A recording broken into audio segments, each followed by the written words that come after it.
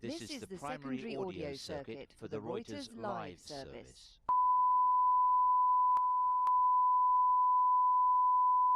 This is the primary audio circuit for the Reuters Live service.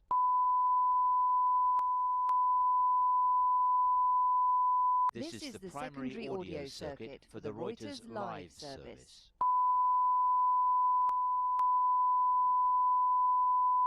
This is the primary audio circuit for the Reuters Live service.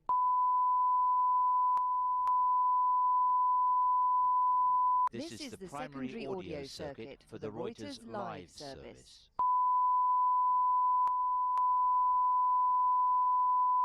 This is the primary audio circuit for the Reuters Live service.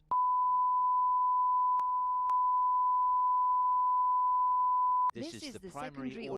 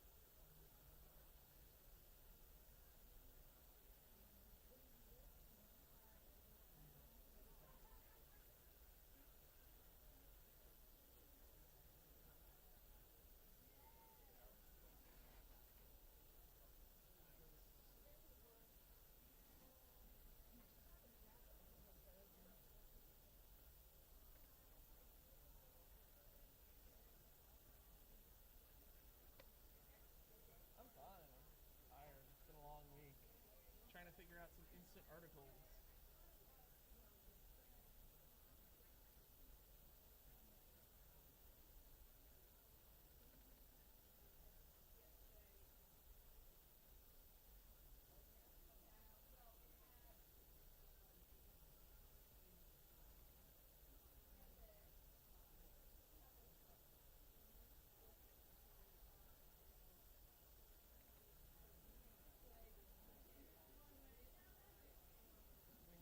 One more.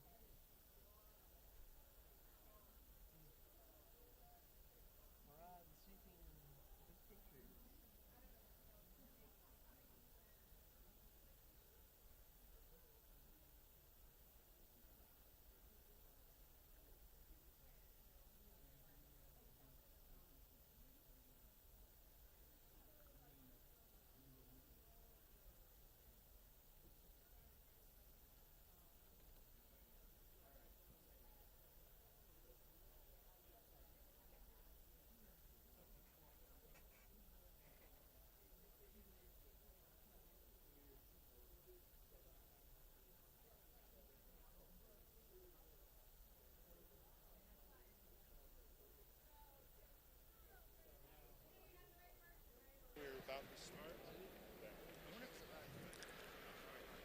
Ladies and gentlemen, your attention, please.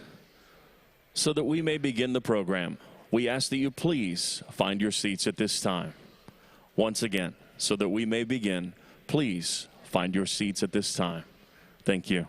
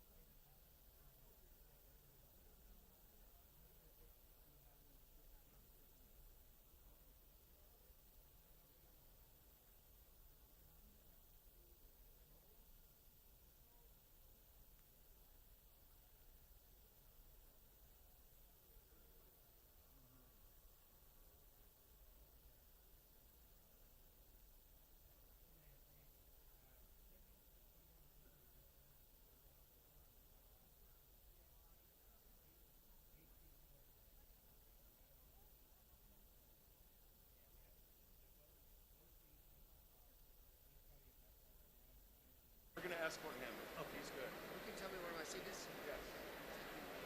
Come on back. Just come on back.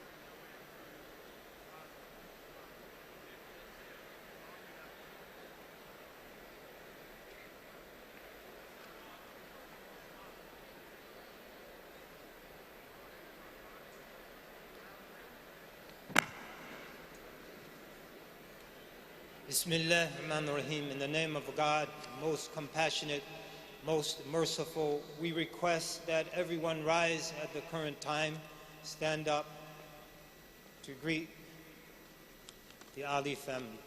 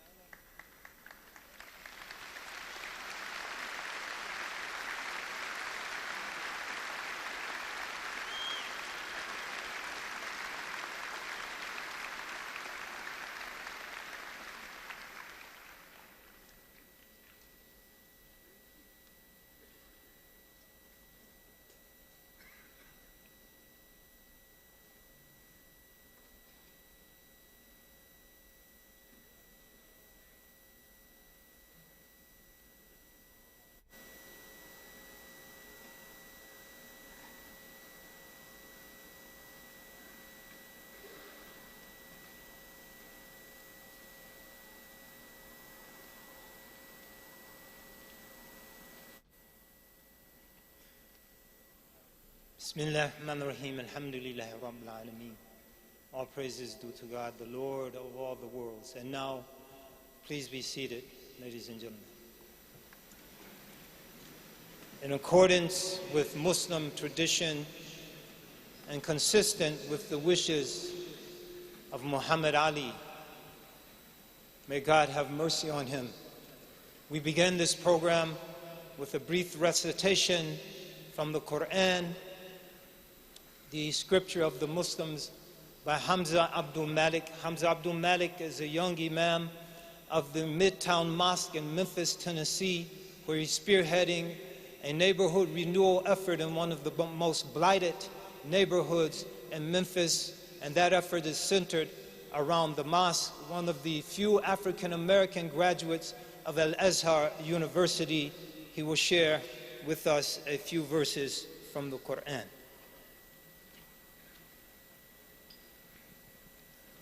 Ladies and gentlemen, Hamza Abdul Malik.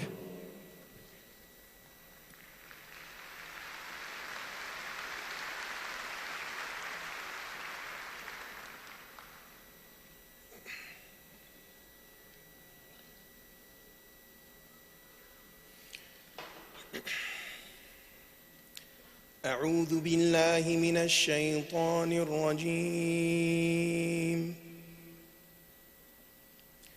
بسم الله الرحمن الرحيم.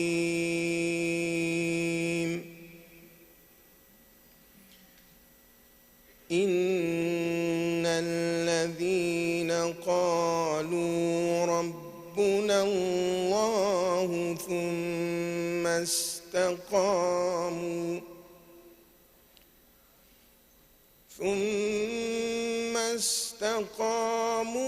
تتنزل عليهم الملائكة ألا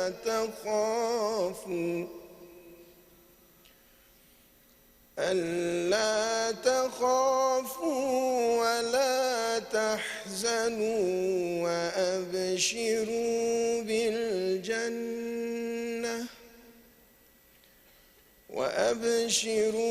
بالجنة التي كنتم توعدون. نحن أولياؤكم في الحياة الدنيا وفي الآخرة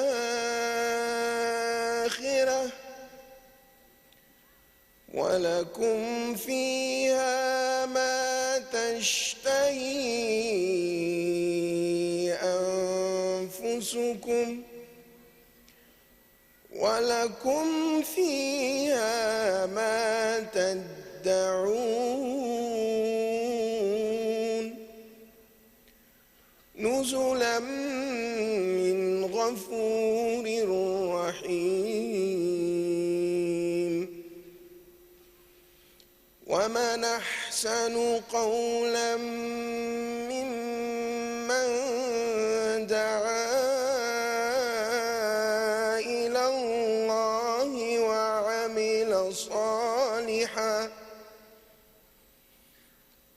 وعمل صالحا وقال إنني من المسلمين.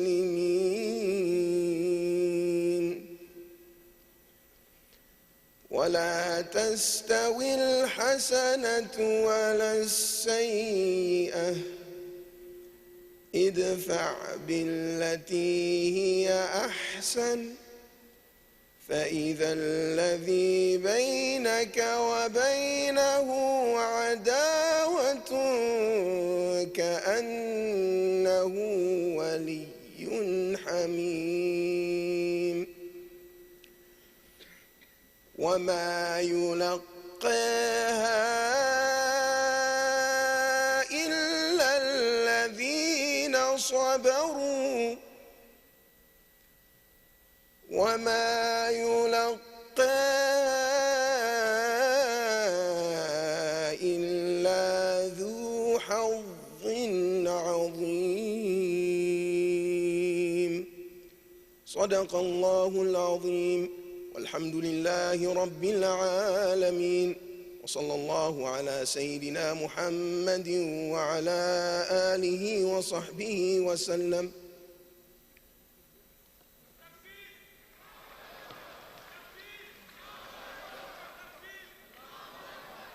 And now with the with the translation of those verses, we would like to bring to the stage Aya Qutma. Aya Qutma is a second-generation daughter of Syrian immigrants.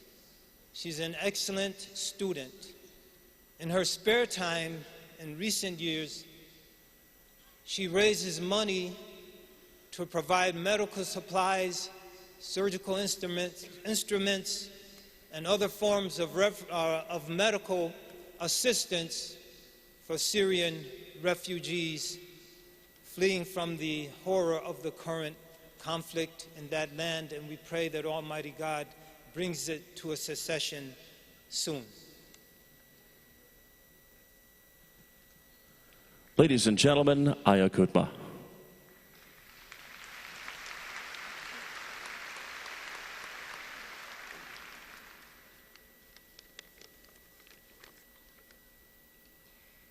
In the name of God, the most gracious, the most merciful. Truly those who say, "Our Lord is God," and are upright, the angels will descend upon them saying, "Have neither fear nor sadness, but rather rejoice in this paradise that you have been promised. We are your allies in this lower life and the hereafter, where you will have your heart's desire, and you'll have whatever you ask for, hospitably from the one most forgiving, most merciful." Who is more beautiful in speech than the one who invites to God and does righteous works, saying, "Truly I am submitted to God"? For good and evil are not equal. Repel ugliness with beauty, and behold, the one between you and whom there was enmity is transformed into a warm friend. But no one arrives at the station without great patience and immense fortune. Surah Fussilat, Prostration, chapter 41, verses 30 to 35. Thank you.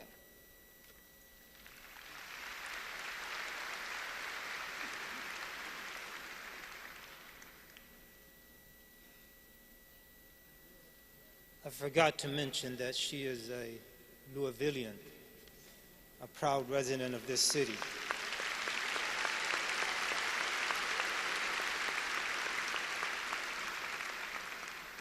Oh God, bless this day of ours. You are our protector. What an excellent protector. What an excellent helper. Honorable President Bill William J. Clinton, distinguished guests, viewing audience, on behalf of the Ali family and the city of Louisville, Kentucky, the home of the people's champ,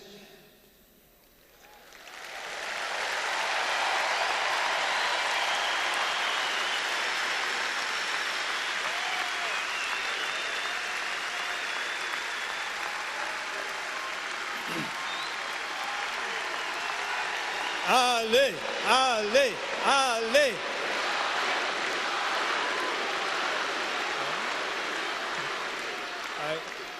We're dealing with time here, folks. Louisville, Kentucky, admirably led by Mayor Greg Fisher. I would like to welcome you. All right, give it up for the mayor.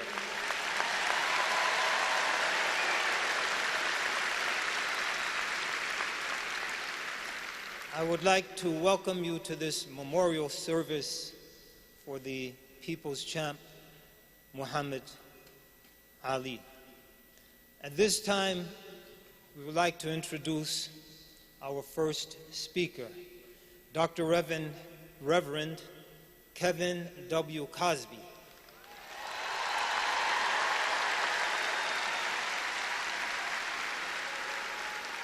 If were it not for time, since Cosby rhymes with Ali, we would say Cosby, Cosby, but time doesn't permit.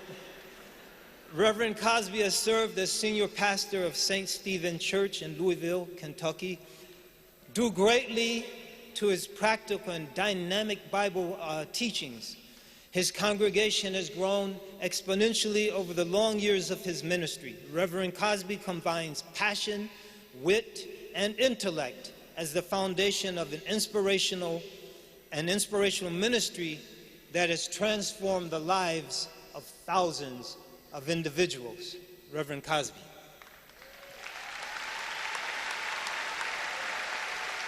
Thank you.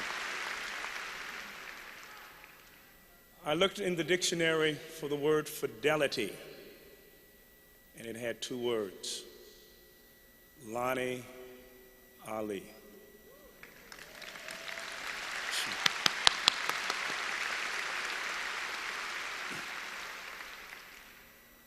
In 1967, 9 months prior to his assassination and martyrdom, Dr. Martin Luther King Jr. was interviewed by Merv Griffin on the Merv Griffin Show. Merv Griffin asked Dr. King a relevant question. He said, "Dr. King, what has been the greatest effect and impact that the civil rights struggle has had on the Negro?" Dr. King paused and said, "Besides the dismantling of barriers that prohibited the Negro from free access, the greatest and the most profound effect that the civil rights struggle had was that it infused in the Negro something that the Negro needed all along. And that was a sense of somebodyness." You will never be able to appreciate what Dr. King meant when he said the Negro needed a sense of somebodyness until you understand the 350 years of nobodyness that was infused into the psyche of people of color. Every sacred document in our history, every hallowed institution conspired to convince the African in America that when God made the African, that God was guilty of creative malfeasance. All of our sacrosanct documents from the Constitution said to the Negro that you're nobody. The Constitution said that we were 3/5 of a person. Decisions by the Supreme Court, like the Dred Scott decision, said to the Negro, to the African, that you had no rights that whites were bound to respect. And even Francis Scott Key, in his writing of the Star-Spangled Banner, we sang verse 1, but in verse 3, he celebrates slavery by saying, "No refuge can save the hireling and slave from the sorrow of night or the death of the grave." Every institution, from religion to entertainment, from Amos and Andy to Jane and Tarzan, infused in the psyche of the Negro that he was inferior. But something happened to the Depression generation and the World War II generation of African Americans. Jackie Robinson picked up his bat and hit a ball, and the Brooklyn Dodgers win the pennant. Joe Louis dismantles the pride of Aryan supremacy by knocking out Max Melling in 124 seconds. Jesse Lewis runs in ambulatory speed and wins 4 gold medals. Rosa Parks sits down on a bus in Montgomery in December of 1955, and a young seminary student from Boston University stands up and takes the complex ideas of Niebuhr and Tillich and dips it in chocolate so Big Mama can understand it.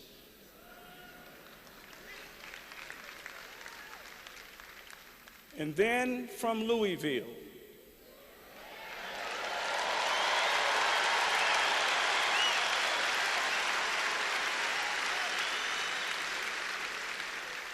emerged a silver-tongued poet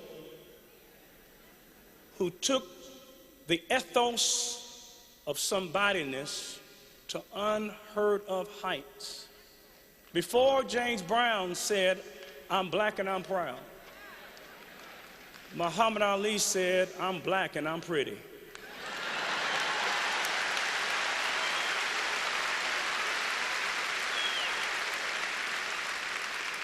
Black and pretty was an oxymoron. Blacks did not say pretty. The first black millionaire in this country was not Oprah, but it was Madam C.J. Walker, who made products in order to help black people escape their Africanity. But Muhammad Ali said, "I'm proud, I'm pretty, I'm glad of who I am." And when he said that, that infused in Africans a sense of somebodyness. To extrapolate Muhammad Ali from the times in which he lives is what's called historic presentism. It is to talk about George Washington and not talk about the American Revolution. It's to talk about Abraham Lincoln and not talk about the Civil War. It's to talk about Franklin Delano Roosevelt and not talk about the Depression and World War II. Our brother Muhammad Ali was a product of a difficult time, and he dared to love black people at a time when black people had a problem loving themselves. He dared to affirm the beauty of blackness. He dared to affirm the power and the capacity of African Americans. He dared to love America's most unloved race. And he loved us all. And we loved him because we knew he loved us. He loved us all.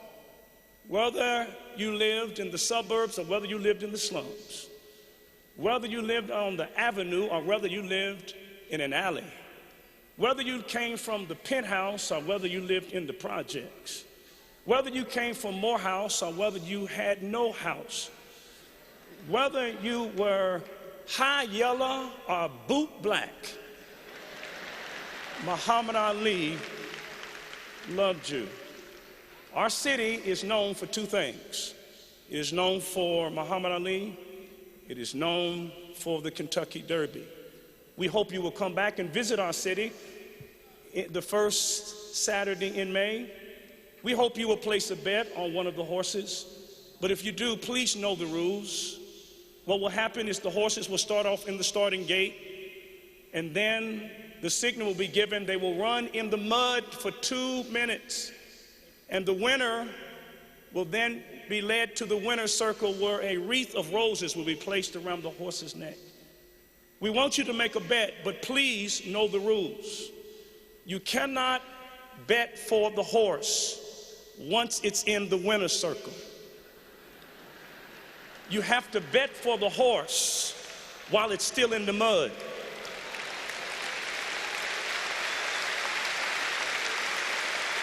And there are a lot of people who will bet and have bet on Muhammad Ali when he was in the winner's circle. But the masses bet on him while he was still in the mud.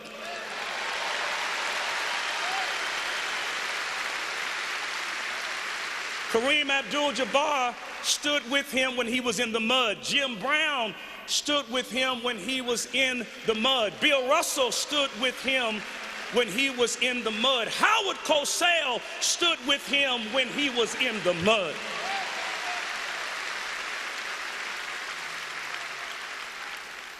Now, please don't mishear me.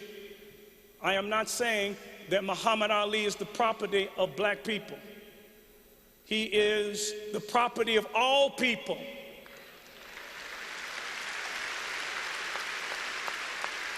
But while he is the property of all people, let us never forget that he is the product of black people in their struggle to be free.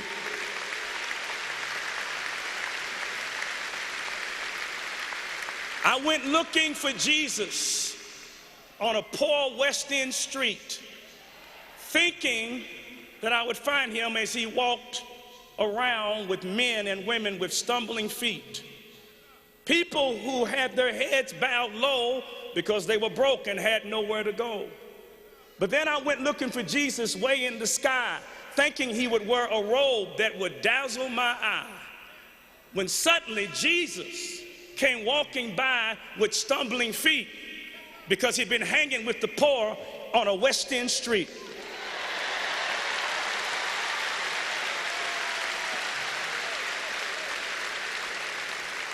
The Muhammad Ali of my childhood had a shuffle, but as he grew older, he walked with shuffling feet. And I would submit to you that he walked with shuffling feet not because of Parkinson's disease, but he walked with shuffling feet because he hung out with the folk in West Louisville who had shuffling feet. Peace and God bless you.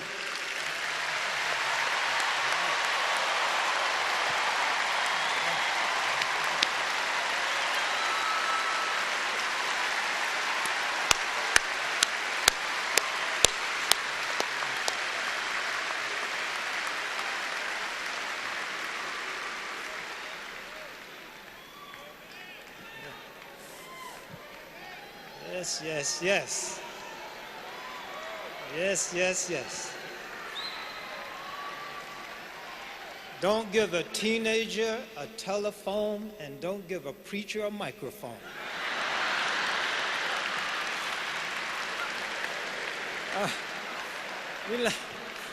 We'd like to bring Senator Orrin Hatch to the stage, now in his 7th term as Utah's senator, one of Utah's senators. He is the most senior Republican in the Senate, author of some of the most far-reaching legislation in recent decades.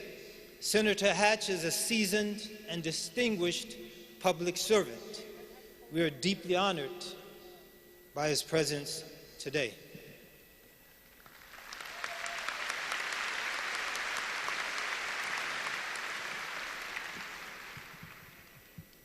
Well, Reverend, that was really good.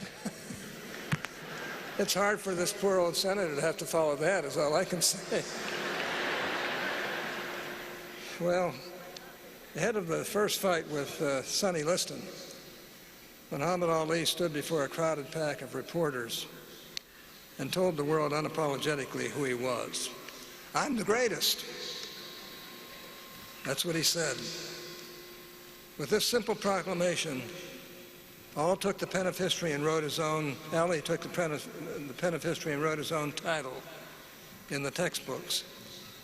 He was not Muhammad Ali, the prize fighter, or even Muhammad the world champion. He was Muhammad the greatest. Ali's doubters dismissed this declaration as mere braggadocio. But Ali wasn't talking trash. He was speaking truth. And he was, in the world of boxing, he truly was the greatest.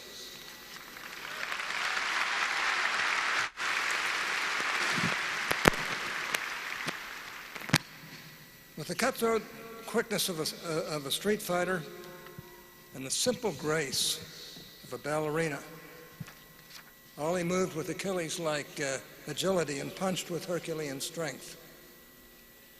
But to assume that Ali's greatness stems solely from his athletic prowess is to see only half the man. Ali was great, not only as an extraordinary fighter, he was a committed civil rights leader an international diplomat, a forceful advocate of religious freedom, an effective emissary of Islam. He was something. He was caring as a father, a husband, a brother, and a friend. Indeed, it is as a personal friend that I witnessed Ali's greatness for myself.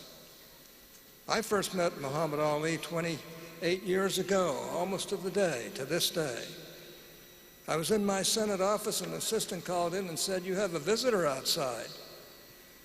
And I was really surprised that it was none other than the champion himself.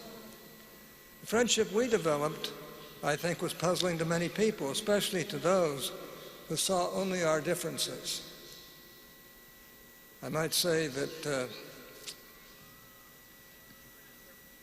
but where others saw difference, Ali and I saw kinship. We were both dedicated to our families and deeply devoted to our faiths. He took Islam, and I to the Church of Jesus Christ of Latter-day Saints. We were both products of humble backgrounds and hard-scrabble youth. Ali grew up poor here in Louisville, and I grew up poor in Pittsburgh. True, we were different in some ways, but our differences fortified our friendship. They did not define it. I saw greatness in Ali's ability to look beyond the horizon and our differences, to find common ground. This shared sensibility was the foundation of a rich and meaningful relationship that I will forever treasure. One of my fondest memories of our friendship was when Ali joined me in the Salt Lake, to go and listen to the Salt Lake Mormon Tabernacle Choir. I have to say, it was the famed Mormon Tabernacle Choir. And Ali, loved music, and he enjoyed the choir's performance. But he seemed most excited to share his own religious beliefs with those who came to hear the Christian hymns. Ali attracted big crowds that day, and as he always did, and eagerly gave everyone autographed pamphlets explaining his Muslim beliefs. Hundreds of Mormons lined up to grab Ali's pamphlets, and of course, I took one for myself. I respected his deeply held convictions just as he respected mine. In our relationship, it was anchored by our different faiths. Ali was open to goodness in all of its diverse realities and varieties. On another occasion, I took Ali to Primary Children's Hospital in Salt Lake City. We visited with downtrodden children who perhaps had never smiled a day in their lifetime until Ali showed up. Ali held those kids and looked into their eyes. They would grin from ear to ear. These are kids that never smiled. They were so pained. The nurses were astounded. Never before had they seen someone who had connected so immediately and profoundly with these sick children. Ali had a special way with kids, as we all know. He may have been a tough and tenacious man in the ring, but he was compassionate and tender around those that he loved. For all of his ferocity as a fighter, Ali was also a peacemaker. A particular radio host in Utah berated me constantly on the airwaves, week after week. And one day the host asked if I would arrange for Ali to meet Utah's former middleweight champion, Gene Fullmer, for a joint interview. Ali agreed, knowing the appearance could help me build some goodwill, but he also was very interested in meeting Gene as well. It was an unforgettable experience. Here were two champions, face to face, reminiscing about some of the best fights the world has ever seen. And I have to say, and in the process, Ali claimed that radio host, well, he charmed the radio host so much on my behalf gently transforming an unrepentant antagonist into a respectful sparring partner. So dedicated was Ali to our friendship that he joined me on the campaign trail during several election cycles. He came to Utah year after year to raise funds for a charity benefiting needy women in jeopardy, and families in our state. Ali didn't look at life through the binary lens of Republican, Democrat, so common today. He saw worthy causes and shared humanity. In Ali's willingness to put principles ahead of partisanship, he showed us all the path to greatness. And I'll never forget that greatness, nor will I ever forget him.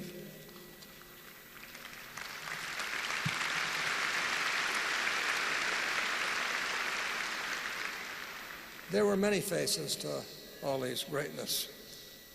His abilities as a boxer, his charisma as a public figure, his benevolence as a father and as a friend. All of these made Ali great.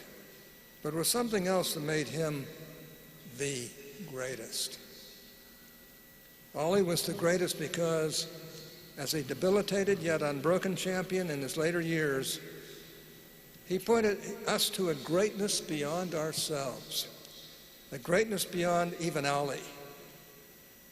He pointed us to the greatness of God.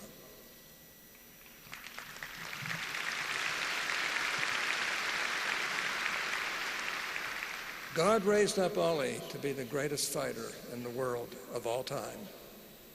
Yet he allowed Ali to wrestle with Parkinson's disease, an inescapable reminder that we are all mortal and that we are all dependent on God's grace.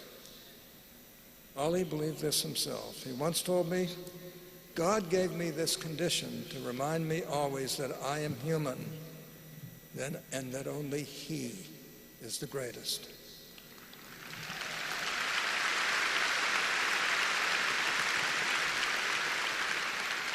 Ali was an unsurpassed symbol of our universal dependence on the divine. He was the greatest because he reminded us all who truly is the greatest, God, our Creator. I'm eternally grateful for my special bond with this special man and for my friendship with his beloved wife, Lonnie, who I love dearly. She's one of the great women in this world.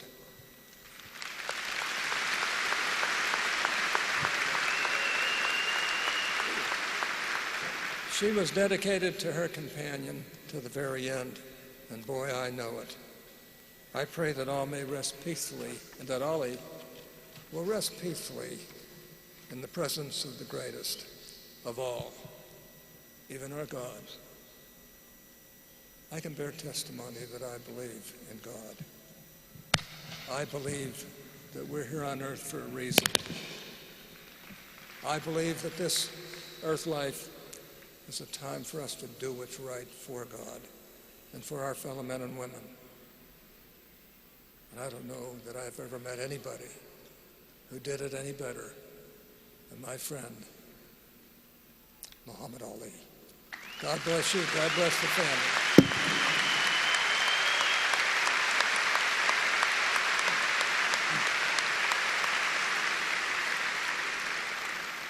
Next, we would like to welcome Monsignor Father Henry Kreigel to the stage. Father Kreigel has been the pastor of St. Patrick's Parish in Erie, Pennsylvania. He was ordained in 1970 and named a domestic prelate with the title Monsignor by Pope John Paul II in 1991. His wisdom, scholarship, and spiritual guidance is a source of solace and guidance for Catholics and members of other faith communities far, far beyond his Pennsylvania home. Father Kreigel.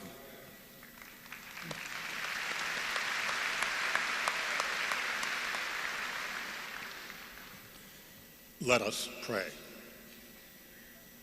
Loving, eternal God, as we gather today in prayer, we do so with an abiding sense of gratitude. Our gratitude knows no bounds as we thank you for the gift of this good and gentle man. Muhammad Ali opened our eyes to the evil of racism, to the absurdity of war. He showed us with incredible patience that a debilitating illness need never diminish joy and love in our lives. He chided our consciences. He awakened in us a deeper sense of the need to respect one another, to set aside racial differences. The legendary fighter of all time in reality taught us to heal rather than to fight, to embrace rather than to turn away, to include rather than exclude. While proclaiming himself to be the greatest, he showed us that his greatness lay in his love and concern for others, most particularly the marginalized, the suffering, the helpless, the hopeless. Your gift of him has enriched us, has made us better people, has created a more gentle world. We dare not return him to you today without expressing our gratitude for the gift of him. Amen.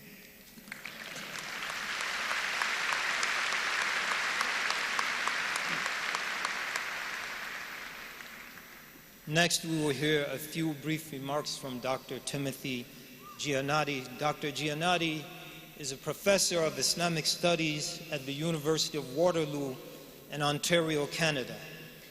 He is equally at home busying himself with the affairs of the Muslim community as he is sitting in the library and burrowing through books, a true public intellectual.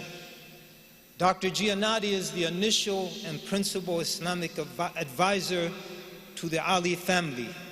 He has been instrumental in assuring that the last days of Muhammad's life, his burial, his bathing, his shrouding, and his burial today, his funeral and burial today, all were in accordance with the strictures of Muslim law. So now I'd like to bring to you the person I affectionately call Brother Dr. Imam Timothy Giannotti.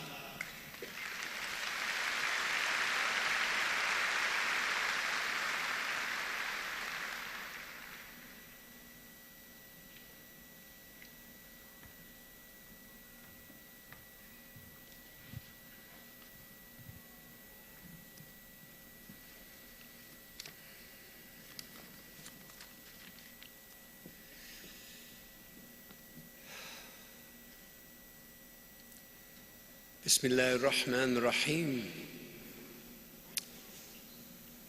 In the name of God, who is the loving nurturer of the creation and the ever compassionate and ever merciful. I'd like to share a prayer today. And this is a prayer adapted from a traditional prayer of the Prophet Muhammad alayhi salatu wassalam. May God's peace and blessings be upon him. But before I do so, I would just like to say to the family, to Lonnie, to everyone here, that serving Muhammad Ali has been one of the greatest privileges of my life.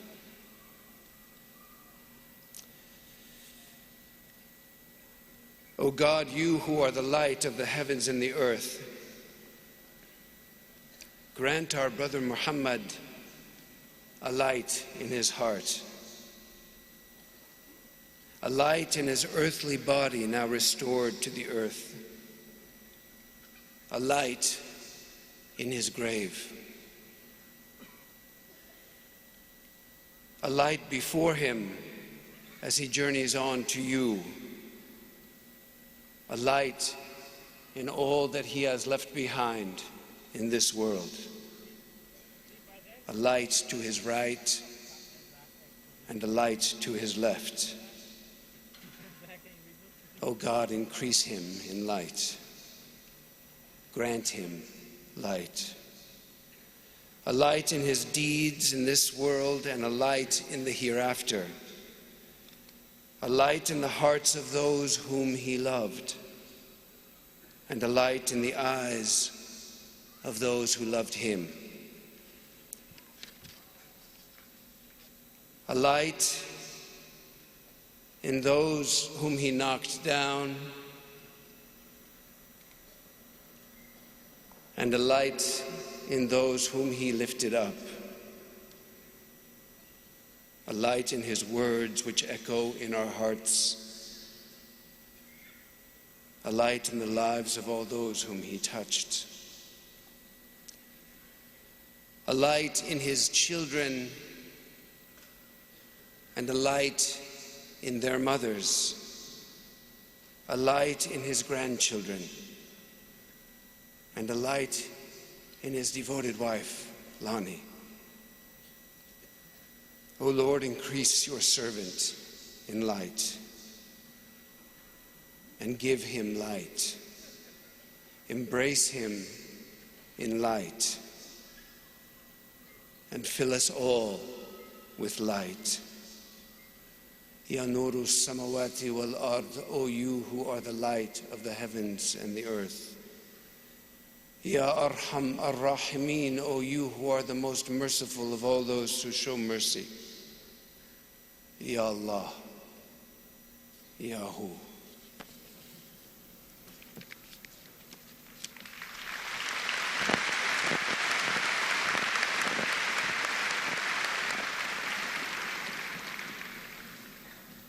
Next, we will hear a few words from Rabbi Michael Lerner. Rabbi Lerner is not only the rabbi of Beit Tikkun, but also the editor of Tikkun magazine. As the magazine's name suggests, Rabbi Lerner has dedicated his life to working to heal and repair the world. Rabbi Lerner is never afraid of ruffling a few feathers, so we ask him to be nice today. Rabbi Lerner.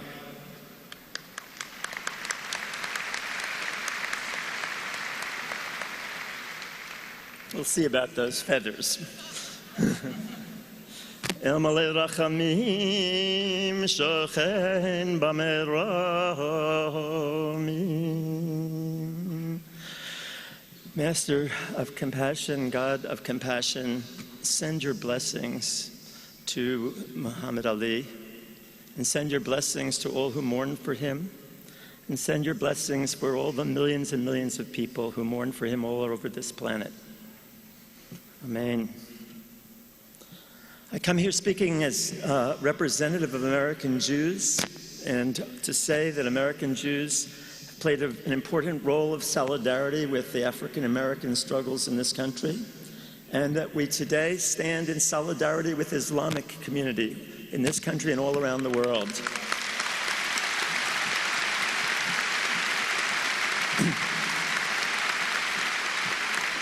We will not tolerate politicians or anyone else putting down Muslims and blaming Muslims for a few people.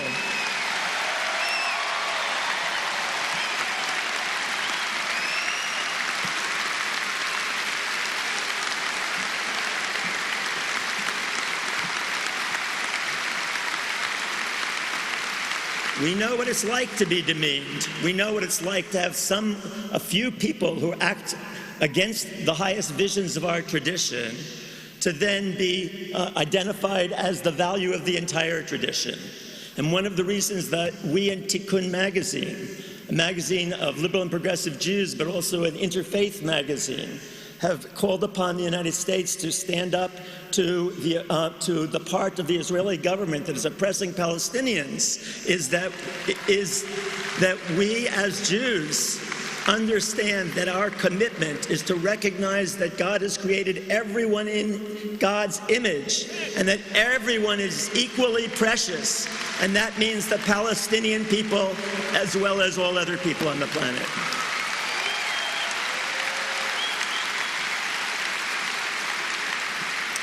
I know the people of Louisville have a special relationship to Muhammad Ali, and I had a personal relationship in the 60s when both of us were indicted by the federal government for our various stands against the war in Vietnam. I want to say that although he was cheered on as the heavyweight champion of the world, you know, the truth is that in all the honor to him, but heavyweight champions of the world come and go, and sports heroes come and go. There was something about Muhammad Ali that was different. At the key moment when he had that recognition, he used it to stand up to an immoral war and say, "No, I won't go."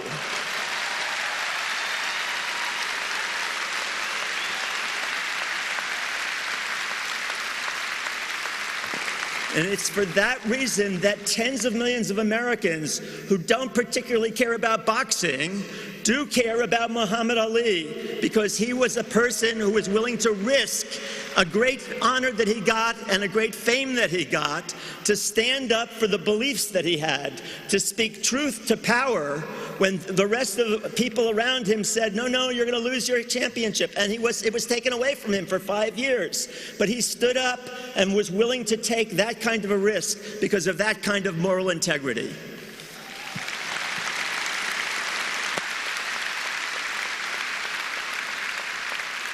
So I want to say, how do we honor Muhammad Ali? And the answer is, the way to honor Muhammad Ali is to be Muhammad Ali today. And that means us, everyone here and everyone listening. It's up to us to continue that ability to speak truth to power. We must speak out, refuse to follow the path of conformity to the rules of the game in life. We must refuse to follow the path of conformity. Tell the 1% who own 80% of the wealth of this country that it's time to share that wealth. Tell the politicians who use violence worldwide and then preach nonviolence to the oppressed that it's time for them to end their drone warfare and every other form of warfare, to close our bases around the world, to bring the troops home. Tell those who created mass incarceration that it's time to create a guaranteed income for everyone in our society. Tell judges to let out of prison the many African Americans swept up by racist police and imprisoned by racist judges.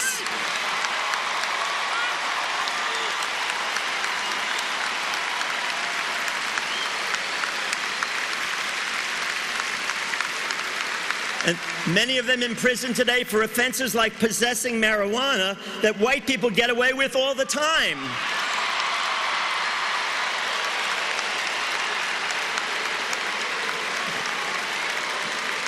Tell our elected officials to imprison those who authorized torture and those who ran the big banks and investment companies that caused the economic collapse of 2008.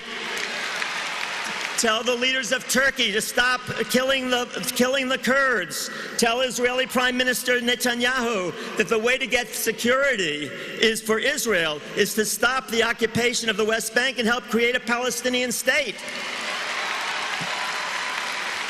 Tell the next president of the United States that she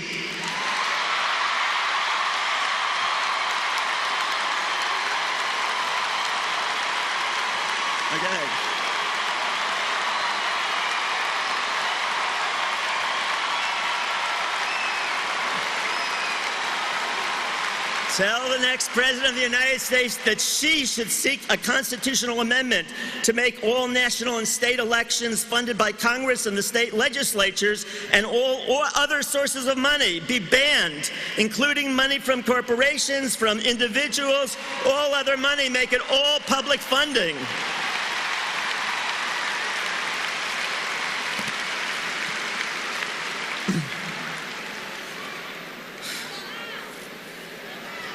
Tell her that the way to achieve homeland security is not for us to try new ways of domination. The strategy of domination of the world, of the other, to get security has been tried for the last 10,000 years, and it doesn't work. The way to get security is for the United States to become known as the most generous and caring country in the world, not the most powerful. And we can start with a global and domestic Marshall Plan to once and for all end global and domestic poverty, homelessness, hunger, inadequate education, inadequate health care. So I want to, as chair of the Interfaith Network of Spiritual Progressives, by the way, spiritualprogressives.org, come and join us, spiritualprogressives.org. I want to affirm our commitment to the well-being of all Muslims on this planet, as well as the people of all faiths and secular humanists as well. We wish to pay honor to Muslims of the world as they continue today the fast of Ramadan, and join with them in mourning the loss and celebrating the life of Muhammad Ali, a great fighter for justice and peace. Peace be upon him, peace be upon the Prophet Muhammad, peace be upon all of humanity, and peace on all of us. Amen.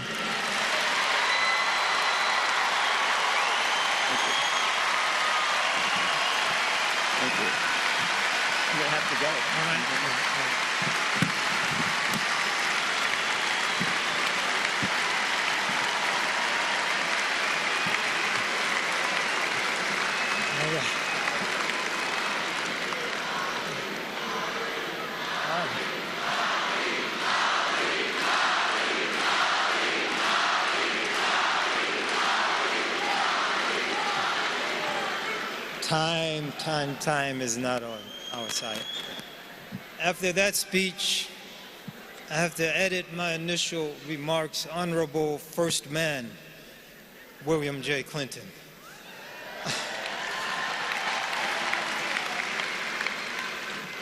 Chief Sidney Hill, in 2002, Sidney Hill was selected as Tadaduho, or principal spiritual leader of his people, a true friend of the earth and beloved to all who know him. He is a leader whose spirituality is coupled with a passionate pursuit of justice. We are honored that he has come here today to share a few words and a few thoughts with us. Chief Hill.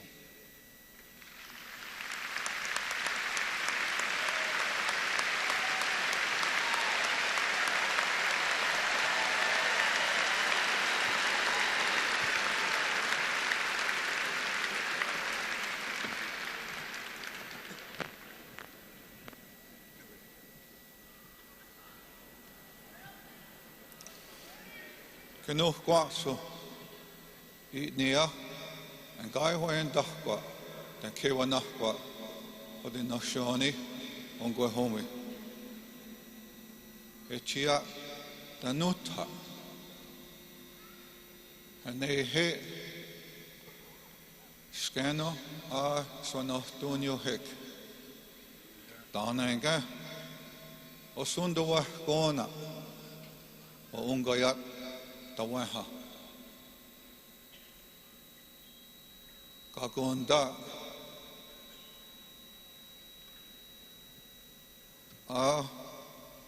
Swanigo Hayenda Hongwa Sungwaya Daihwa Aho Hahakwaisha Scano Hadadia Tik Tauhan Jade Sungwaya Disai Sa Deot Haswanahtu Kwa Allah Daneto.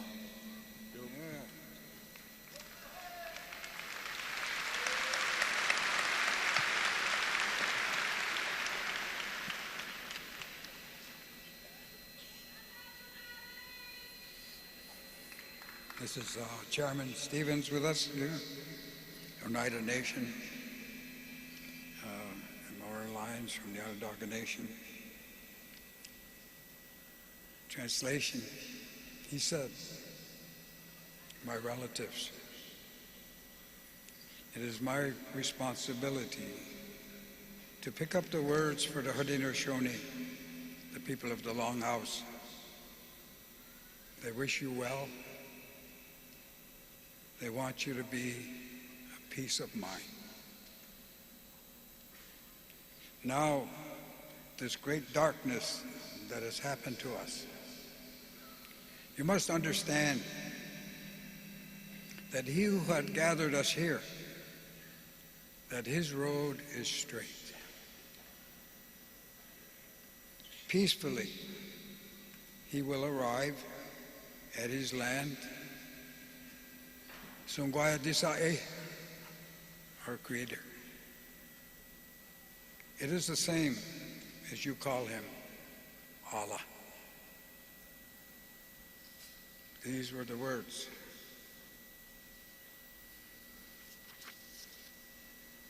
And to the family, and relatives, and friends of Muhammad Ali. Muhammad Ali was a leader among men and a champion of the people.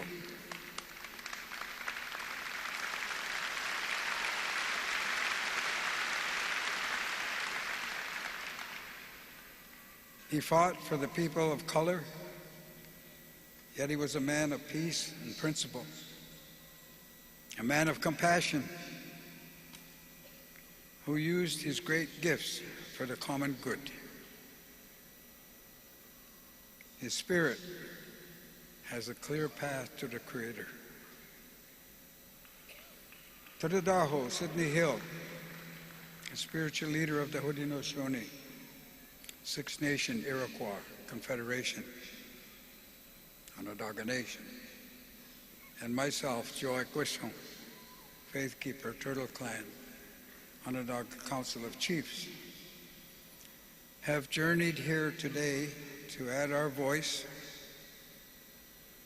to this congregation of world leaders in honor of his work and for the rights and dignity of people of color and the common man.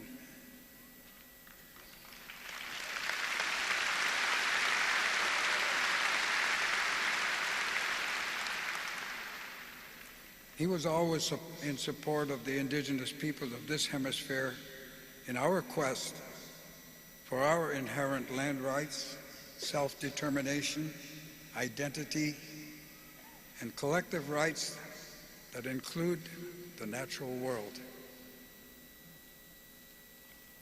We know what he was up against, because we've had 524 years of survival training ourselves.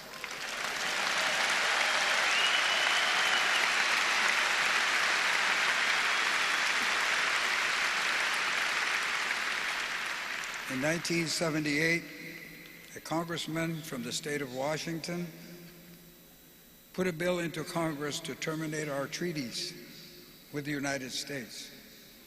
And Indian nations walked from California to Washington, D.C. in protest. Muhammad Ali marched into Washington, D.C. with us.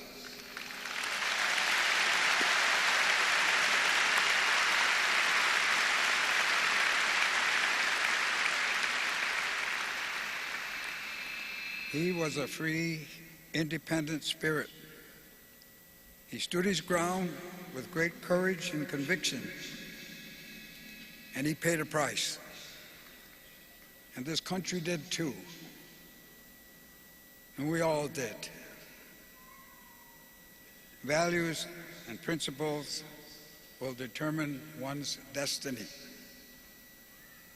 And the principles of a nation will do the same. Poor people do not have many options. And you fighters know what I'm talking about.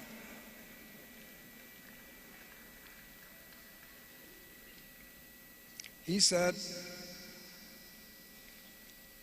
that the ring was Ali's path to his destiny.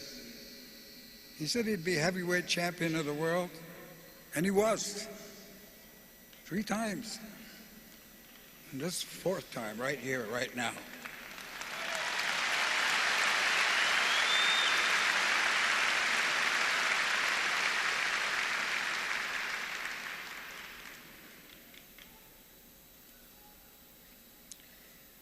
On his journey in life, he lived and learned the hard way. He brought a light into this world, my world, our world. And that light will shine a long, long time.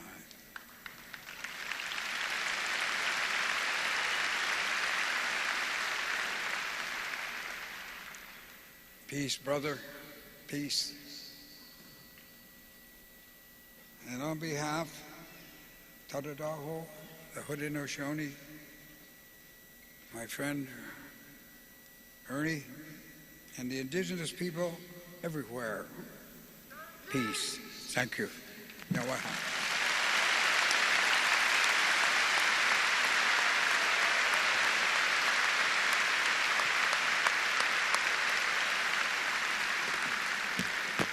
We introduced Chief Hill. He was joined. His words were translated by Chief Oral Lyons, Chief Oren Lyons, who was born into a traditional indigenous family, grew up on the native reservations of upstate New York. In 1970, he became the chief and faith keeper of the Turtle Clan of the Onondaga Nation. His scholarship, stewardship, and leadership is a source of benefit and great blessing for all who know him. Now we'd like to introduce Rabbi Joe Rooks Rapport. Rabbi Rapport is senior rabbi of the temple here in Louisville, where he has been a leader in interfaith work. He has a passion for teaching youth, and in fact, it is his work with youth that led him to cross paths with Muhammad Ali.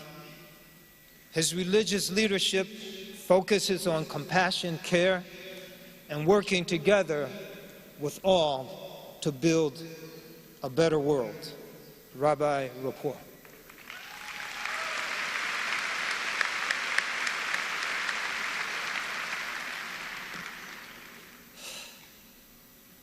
This is a reading from our memorial prayers on Yom Kippur, our Day of Atonement, our most sacred day of the year. It was written many decades ago by Rabbi Alvin Fine, a civil rights and humanitarian leader who could never have known when he composed these words that he was writing a eulogy for Muhammad Ali. Birth is a beginning, and death a destination. And life is a journey, from childhood to maturity, and youth to age, from innocence to awareness, and ignorance to knowing, from foolishness to discretion, and then perhaps to wisdom, from weakness to strength, and strength to weakness, and often back again, from health to sickness, and back we pray to health again, from offense to forgiveness, from loneliness to love, from joy to gratitude, and pain to compassion, from grief to understanding, from fear to faith, from defeat to defeat to defeat, until looking backward or ahead, we see that victory lies not at some high place along the way, but in having made the journey, stage by stage, a sacred pilgrimage. Birth is a beginning, and death a destination. And life is a journey, a sacred pilgrimage to life everlasting. We say words of prayer, and they remain words until we encounter a person who embodies these words and makes them real. I've said these words many times before, at funerals and in memorial services, but never have I felt them come to life and speak of a single shining soul as I do today. Muhammad Ali was the heart of this city, the living, breathing embodiment of the greatest that we can be. He was our heart, And that heart beats here still.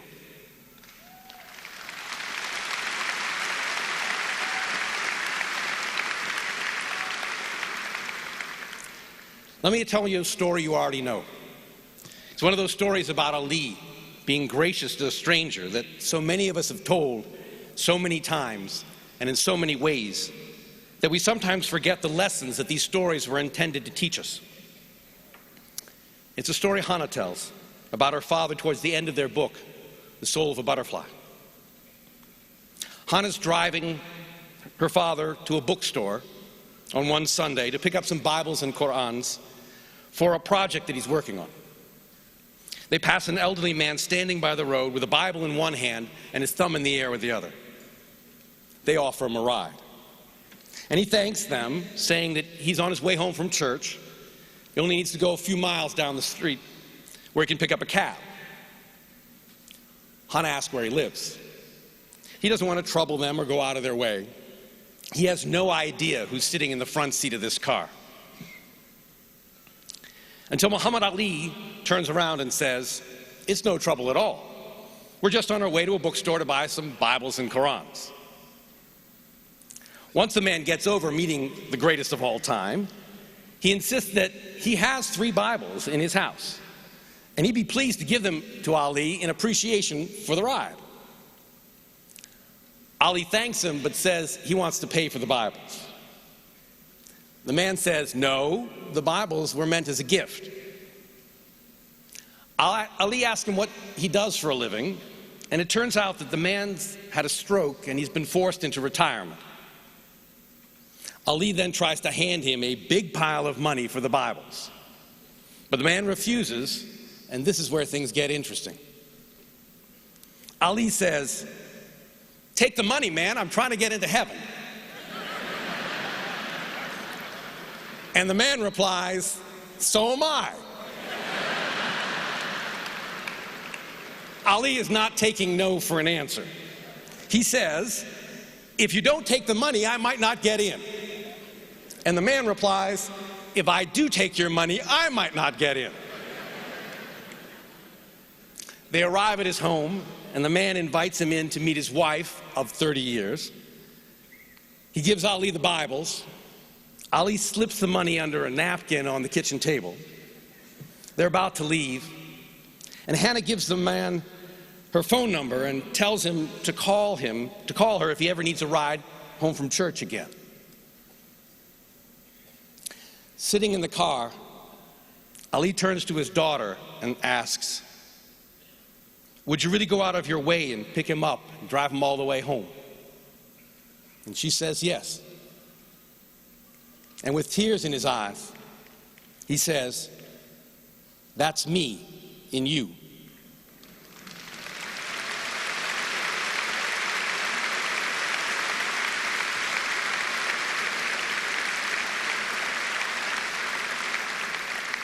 He says, "You're on the road to heaven." Therein lies Ali's greatness, in his ability to see within himself something greater, and in his ability to inspire others to see such greatness reside within themselves. There will never be another greatest like Muhammad Ali, but we together can now embody a measure of his kindness and his compassion. We can say, each of us in our hearts, "There's a little bit of Ali in me."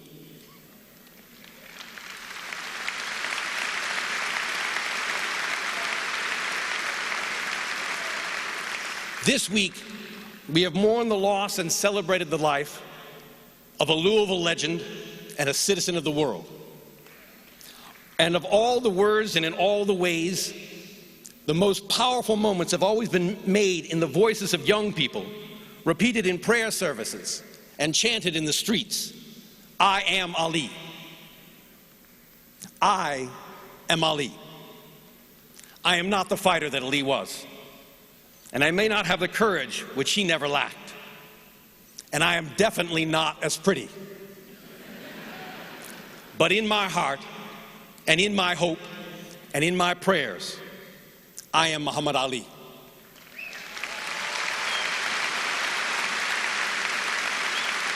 When we say that in our hearts, when we live that in our lives, then we together can build a legacy worthy of the greatest of all time. So say that now with me, in your heart and in this room. I am Ali.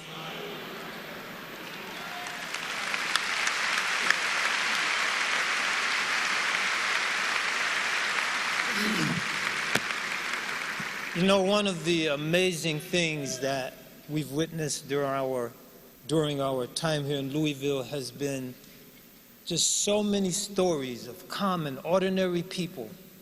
There's folks on the street, working in the hotels, the restaurants. Virtually everyone has a story concerning how Muhammad Ali touched their lives. He came to my 4th grade class. He helped me out in this or that way. He came to visit me when I was sick. Just on and on and on. And collectively, those experiences, they become synergetic. They become greater than the individual parts. And when we roll through the streets of the city today, I've witnessed something I've never ever witnessed in my life.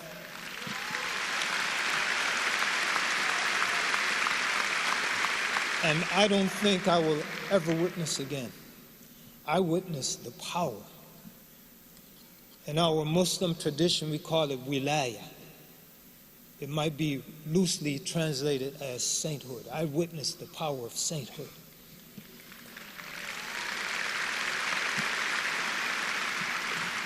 Venerable Otsumi is a member of the Nipponzan Myohoji, a Japanese Buddhist order dedicated to working for world peace through the practice of walking peace pilgrimages, anti-nuclear weapon pilgrimages, and the construction of peace pagodas all over the globe. He will be joined on stage by Sister Denise Lathan, another member of the order, and together they will share a traditional chant with us.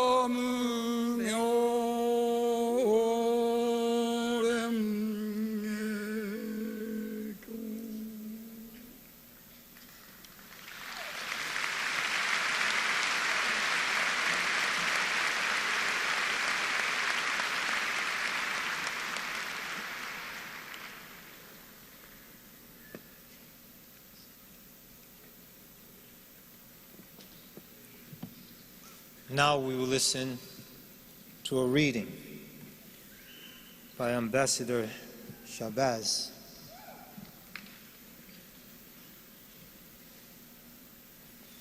Ambassador Ata'Allah Shabazz is the eldest of 6 daughters born to Al-Hajj Malik Shahbaz and Dr. Betty Shahbaz.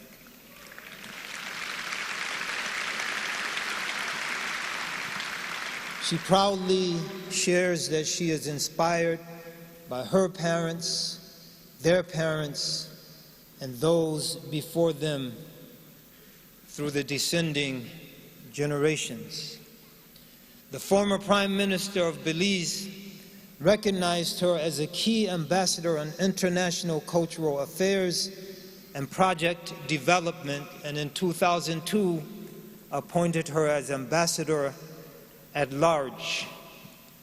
Powerful and elegant, we invite Ambassador Shahbaz to read and share and inspire us.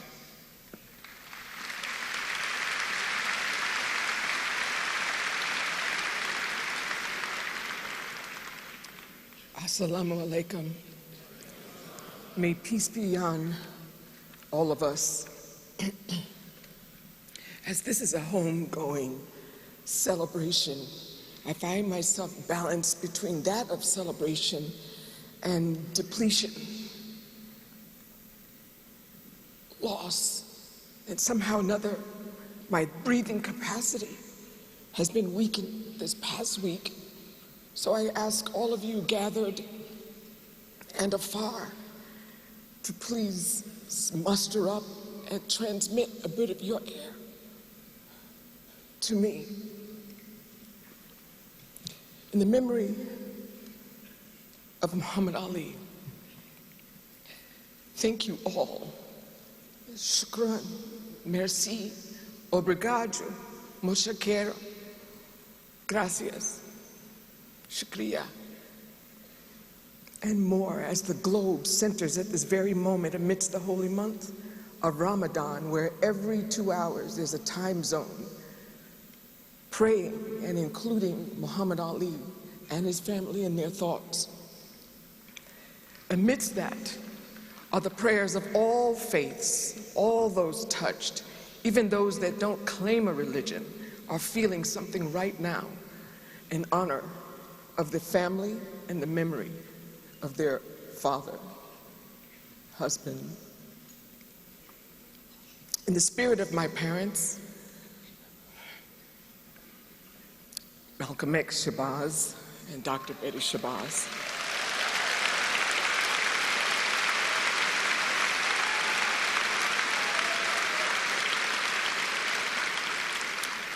in the presence of my 5 younger sisters, our children, and our grandchildren, I would like to first honor his beloved wife, my sister, Lani Ali,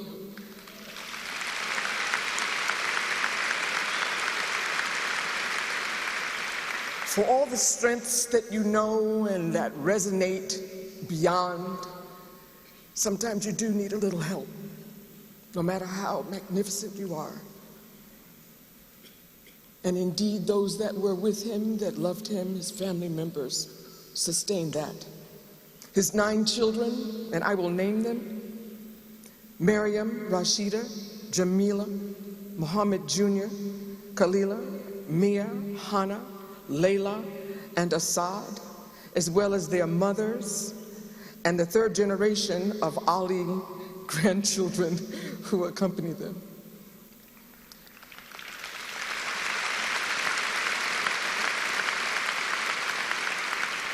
To his only brother, Rahman, to his extraordinary example of a best friend, Howard Bingham,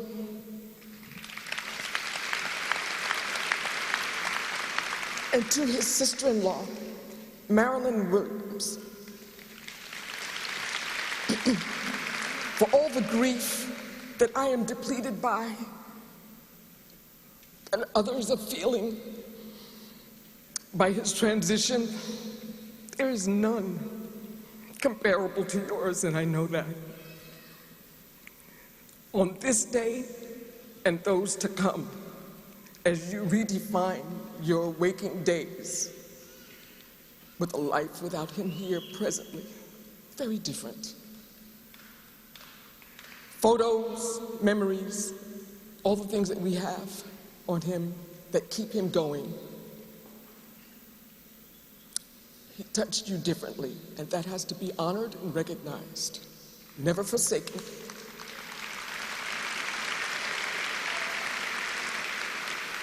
Just know that when you are the descendant of, in the presence of someone whose life was filled with principle, that the seed is in you so that you have to cultivate that responsibly as well.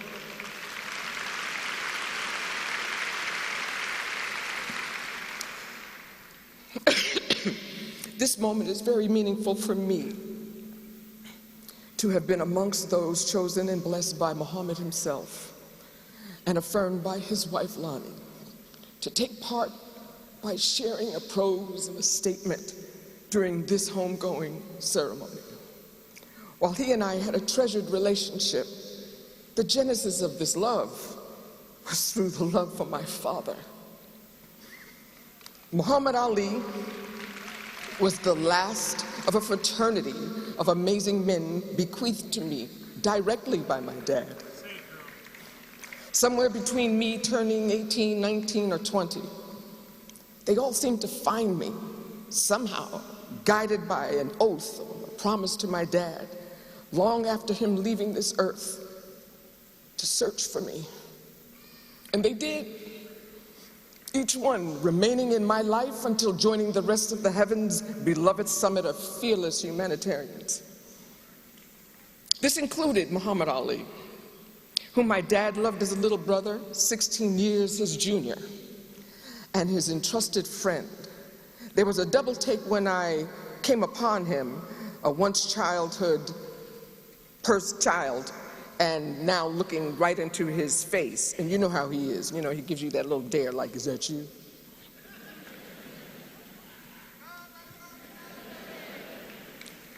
From the very moment we found one another, it was as if no time had passed at all, despite all of the presumptions of division, despite all the efforts at separation, despite all of the organized distancing.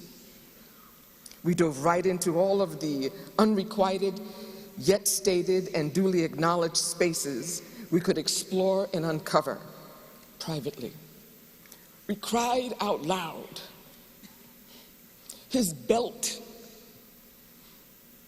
his grief for having not spoken to my dad before he left. And then just as loudly, we'd laugh about the best of stories and some that can't be repeated. He was really funny. What was significant as brothers for my father and Ali was their ability to discuss openly anything, all facets of life, namely the true meaning as men with great responsibilities bestowed to them of how to make an equitable difference in the lives of others. A unifying topic was faith, an ecumenical faith, respect for faith, all faiths, even if belonging to one specific religion or none, the root of such being the gift of faith itself. So in his own words, he wrote, "We all have the same God, We just serve him differently.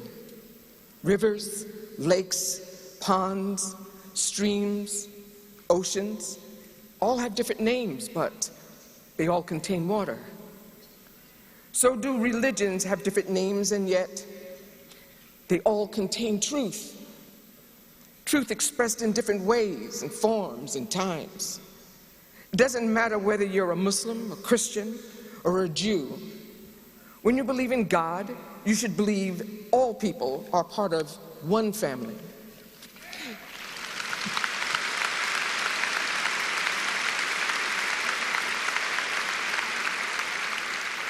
For if you love God, you can't love only some of his children.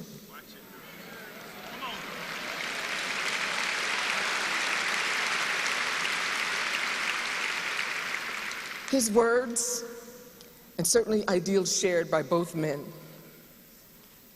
Love is a mighty thing, devotion is a mighty thing, and truth always reigns. Having Muhammad Ali in my life somehow sustained my dad's breath for me just a little while longer, 51 years longer, until now.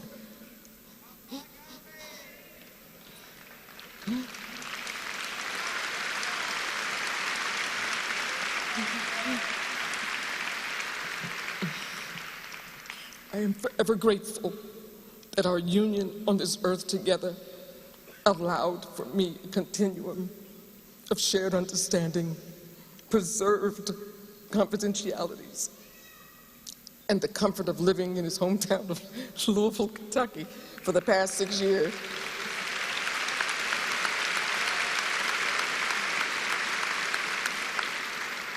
That was not a plan. And mostly for the gift of knowing and loving his wife and children forever forward, as my own family know that. As the last of the fraternity reaches the heavens, my heart is rendered ever longingly for that tribe of purpose, tribe of significance, tribe of confidence, tribe of character, tribe of duty, tribe of faith, tribe of service. We must make sure that the principle of men and women, like Muhammad Ali and others, whom dedicated their very being to assure that you get to recognize your own glory, is sustained and passed on like that Olympic torch. My dad would often state when concluding or parting from another, may we meet again in the light of understanding. And I say to you, with the light of that compass, by any means necessary.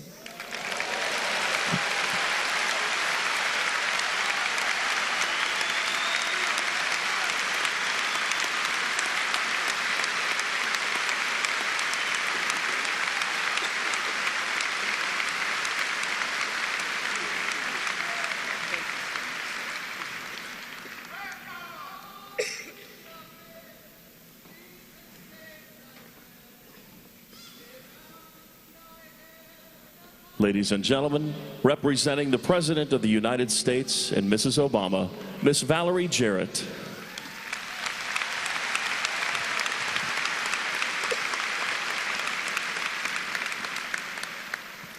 Good afternoon.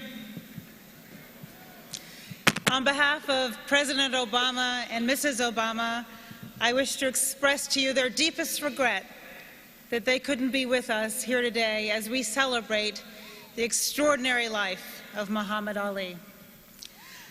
I first met Muhammad Ali over 45 years ago through his friendship with my uncle, Gene Dibble. And he, my uncle, would be so touched that his son, Gene, is a pallbearer here today. Thank you, Lonnie.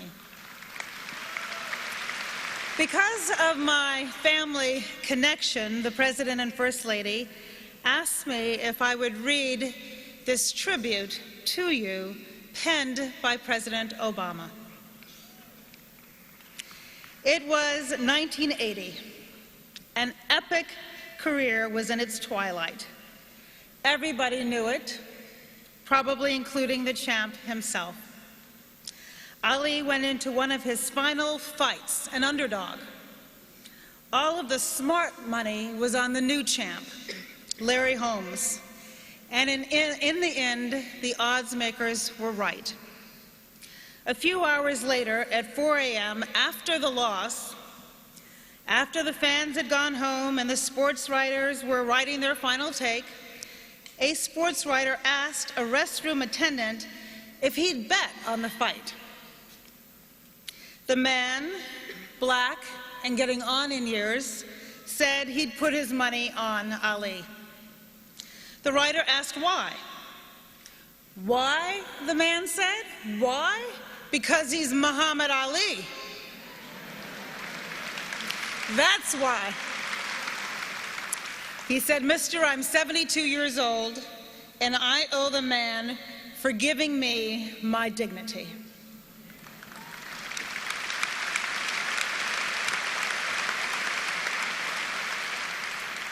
To Lonnie and the Ali family, President Clinton, and an arena full of distinguished guests, you are amazing. The man we celebrate today is not just a boxer or a poet or an agitator or a man of peace. He was not just a Muslim or a black man or a Louisville kid, though I know you wish that was it, Louisville, this wonderful city. He wasn't even just the greatest of all time. He was Muhammad Ali, the whole far greater than the sum of its parts. He was bigger, brighter, and more original and influential than just about anyone of his era.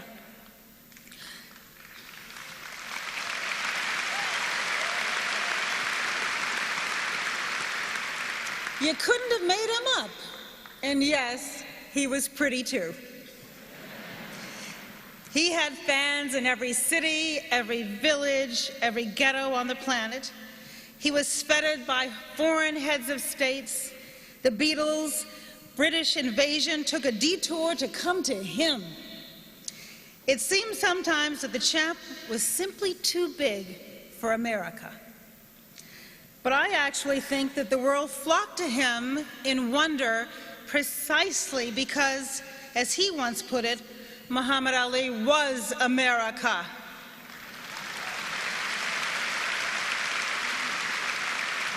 Brash, defiant, pioneering, joyful, never tired, always game to test the odds. He was our most basic freedoms, religion, speech, spirit.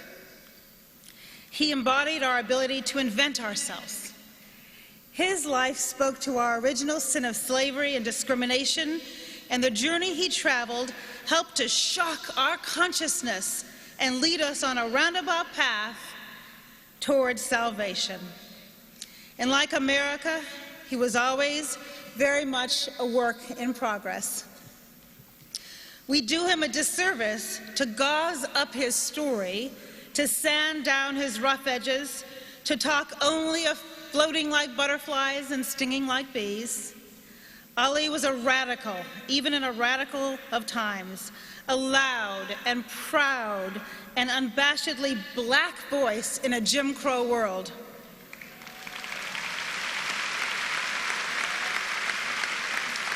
His jabs knocked some sense into us.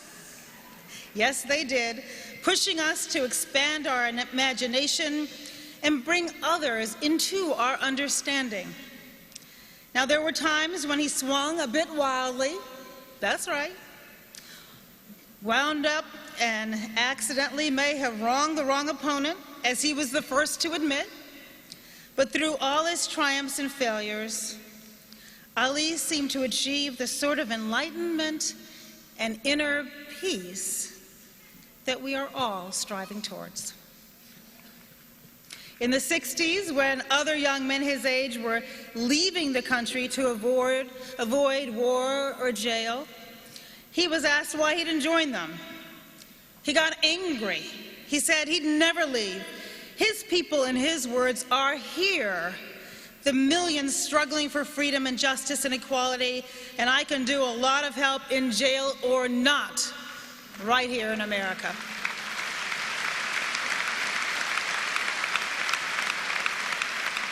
He'd have everything stripped from him: his titles, his standing, his money, his passion, very nearly his freedom. But Ali still chose America. I imagine he knew that only here in this country could he win it all back. So he chose to help perfect a union where a descendant of slaves can become the king of the world. And in the process, lend some dignity to all of us. Maids, porters, students, an elderly bathroom attendant, and help inspire a young, mixed kid with a funny name to have the audacity to believe he could be anything, even the President of the United States.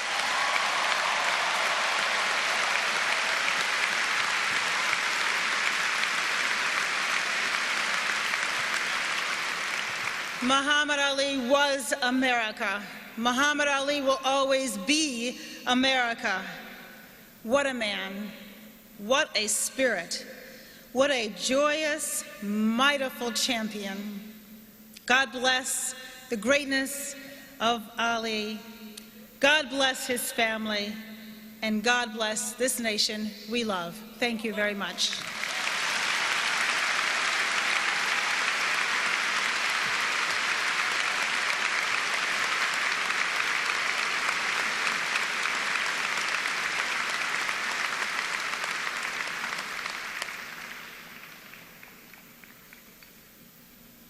Ladies and gentlemen, Lonnie Ali.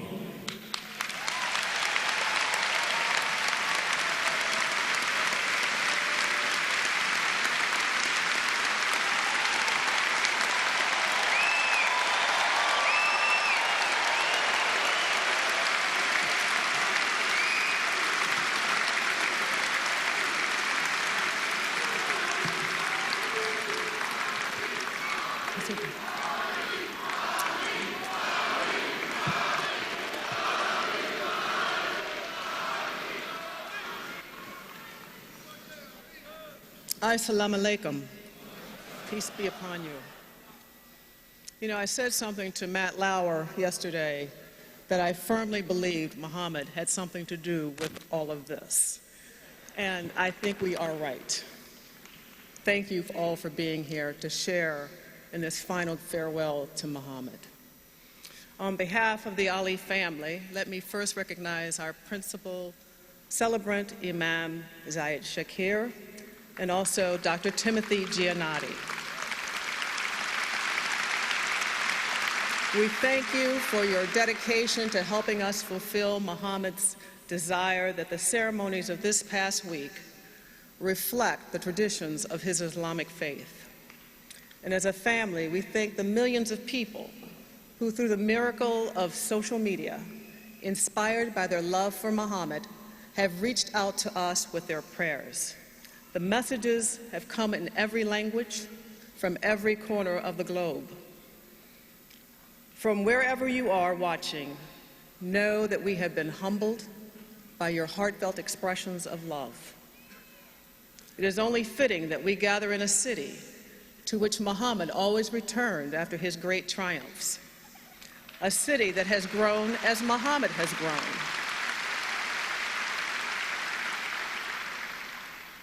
Muhammad never stopped loving Louisville, and we know that Louisville loves Muhammad.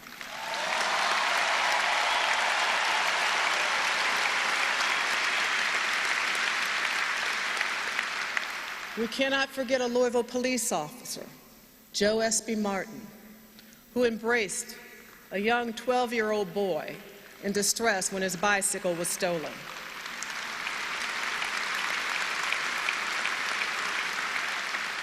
Joe Martin handed young Cassius Clay, sorry for tripping over that last word, Clay, the keys to a future in boxing he could scarcely have imagined.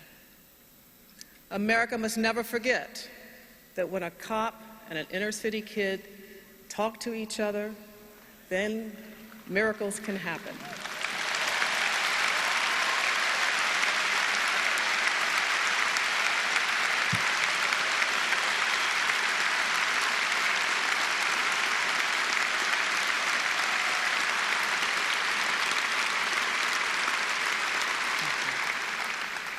Some years ago, during his long struggle with Parkinson's in a meeting that included his closest advisors, Muhammad indicated that when the end came for him, he wanted us to use his life and his death as a teaching moment for young people, for his country, and for the world.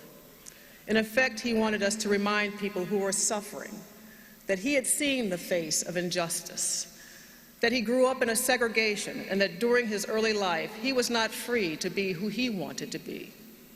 But he never became embittered enough to quit or to engage in violence. It was a time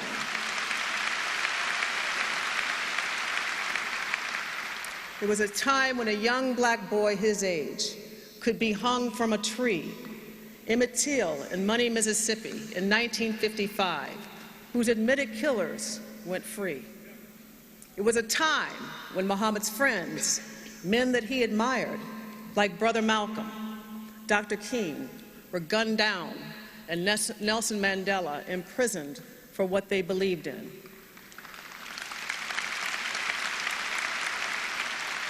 For his part, Muhammad faced federal prosecution. He was stripped of his title and his license to box, and he was sentenced to prison. But he would not be intimidated so as to abandon his principles and his values.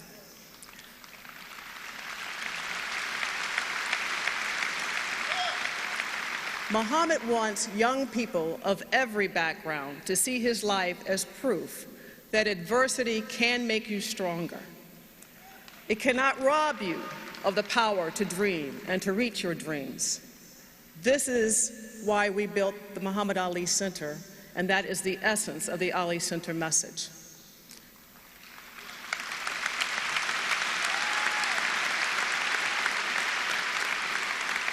Muhammad wants us to see the face of his religion, Al-Islam, true Islam, as the face of love. It was his religion that caused him to turn away from war and violence. For his religion, he was prepared to sacrifice all that he had and all that he was to protect his soul and follow the teachings of Prophet Muhammad, peace be upon him.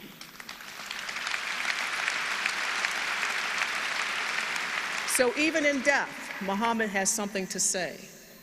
He is saying that his faith required that he take the more difficult road.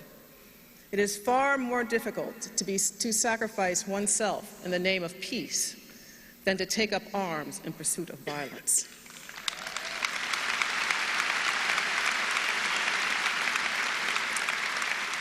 You know, all of his life, Muhammad was fascinated by travel. He was childlike in his encounter with new surroundings and new people. He took his world championship fights to the ends of the earth, from the South Pacific to Europe to the Belgian Congo. And of course, with Muhammad, he believed it was his duty to let everyone see him in person because, after all, he was the greatest of all time.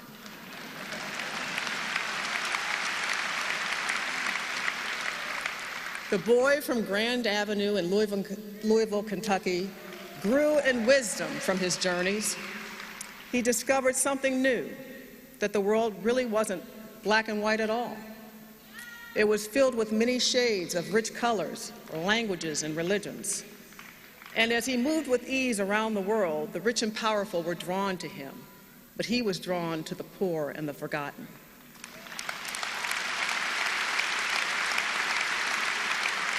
Muhammad fell in love with the masses, and they fell in love with him. In the diversity of men and their faiths, Muhammad saw the presence of God. He was captivated by the work of the Dalai Lama, by Mother Teresa, and church workers who gave their lives to protect the poor.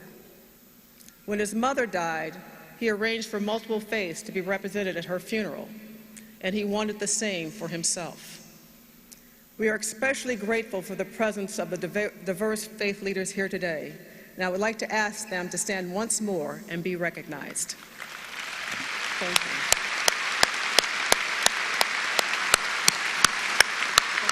Thank you very much.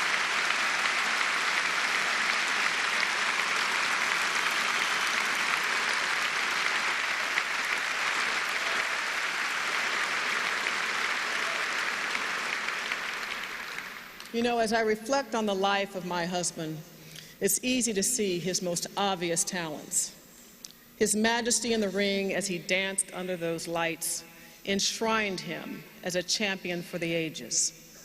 Less obvious was his extraordinary sense of timing. His knack for being in the right place at the right time seemed to be ordained by a higher power. Even though surrounded by Jim Crow, he was born into a family with two parents that nurtured and encouraged him. He was placed on the path of his dreams by a white cop, and he had teachers who understood his dreams and wanted him to succeed. The Olympic gold medal came, and the world started to take notice. A group of successful businessmen in Louisville, called the Louisville Sponsoring Group, saw his potential and helped him build a runway to launch his career. His timing was impeccable as he burst into the national stage, just as television was hungry for a star to change the face of sports. You know, if Muhammad didn't like the rules, he rewrote them. His religion, his name, his beliefs were his to fashion, no matter what the cost. The timing of his actions coincided with a broader shift in cultural attitudes across America, particularly on college campuses. When he challenged the U.S. government on the draft, his chance of success was slim to none. That the timing of his decision converged with a rising tide of discontent on the war. Public opinion shifted in his direction, followed by a unanimous Supreme Court ruling. An stunning reversal of fortunes. He was free to return to the ring. When he traveled to Central Africa to reclaim his title from George Foreman, none of the sports writers thought he could win. In fact, most of them feared for his life. But in what the Africans call the miracle at 4 a.m., he became a champion once more.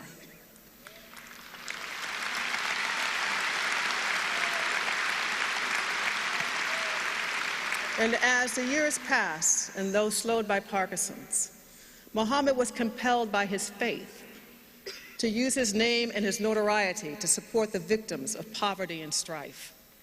He served as a UN messenger of peace and traveled to places like war-torn Afghanistan. He campaigned as an advocate for reducing the yoke of third world debt. He stunned the world when he secured the release of 15 hostages from Iraq.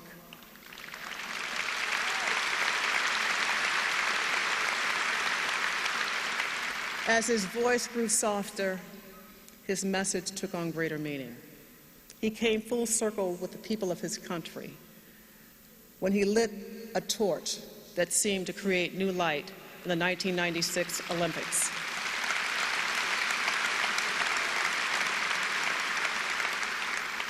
Muhammad always knew instinctively the road he needed to travel. His friends know what I mean when I say he lived in the moment. He neither dwelled in the past nor harbored anxiety about the future. Muhammad loved to laugh, and he loved to play practical jokes on just about everybody. He was sure-footed in his self-awareness, secure in his faith, and he did not fear death. Yet his timing is once again poignant. His passing and its meaning for our time should not be overlooked. As we face uncertainty in a world and divisions at home, as to who we are as a people, Muhammad's life provides useful guidance. Muhammad was not one to give up on the power of understanding the boundless possibilities of love and the strength of our diversity. He counted among his friends people of all political persuasions, saw truth in all faiths and the nobility of all races, as witnessed here today. Muhammad may have challenged his government, but he never ran from it or from America.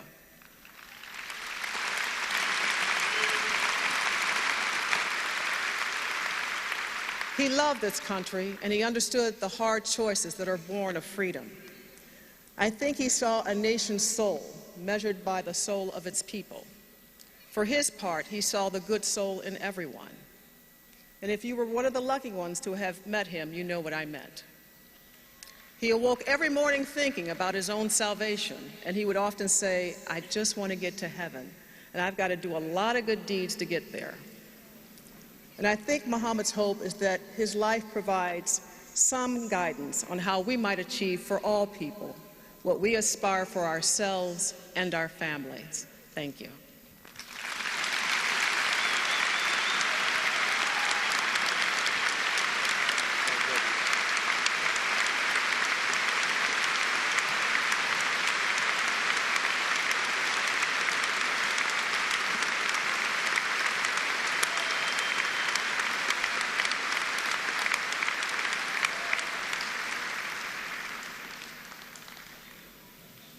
Ladies and gentlemen, Maryam Ali.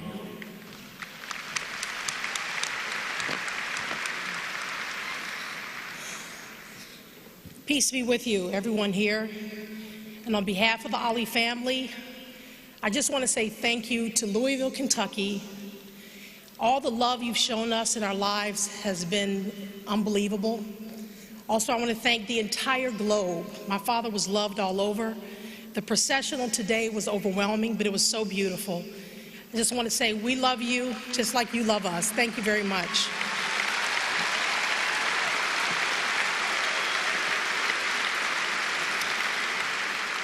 As you know, my father loved poetry. He was always rhyming and promoting his fights, and he had poems of the heart, spiritual poems, and poems to promote. And I just wrote a piece for him in honor of him on behalf of my sisters and brothers and everyone who loves my father. It's called Thank You, Our Dear Father. My heart was sore when your spirit soared. Your physical body is no more. But my mind tells different tales of all that you taught me, your family, and the masses. Most importantly, the belief in God who created humanity to thrive in equality. You fought for a purpose to uphold the principle that we as a people have divine human rights. Staring right into the eyes of oppression, you proclaim your beautiful complexion, your God-given skills, your independent will, and the freedom of your faith. As your daughter, I am grateful for all of our conversations about men, women, and relationships, guiding me to first have a loving relationship with self, refusing anyone to chip away at my esteem, and expect the respect of a queen.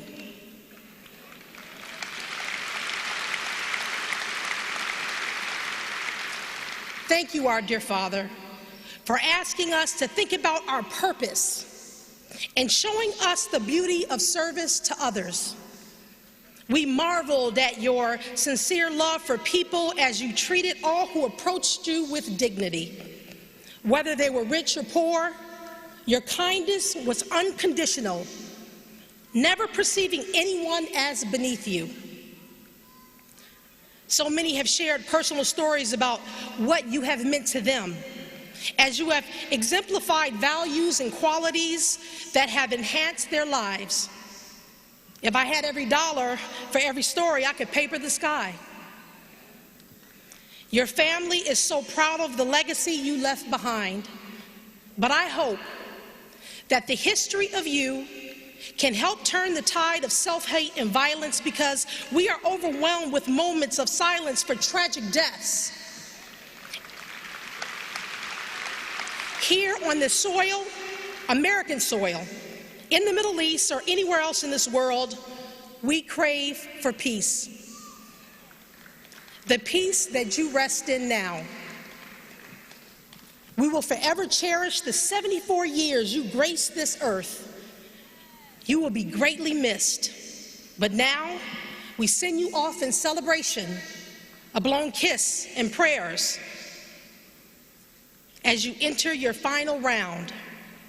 God's last boxing bell will sound in heaven. I love you. We all love you. Thank you very much.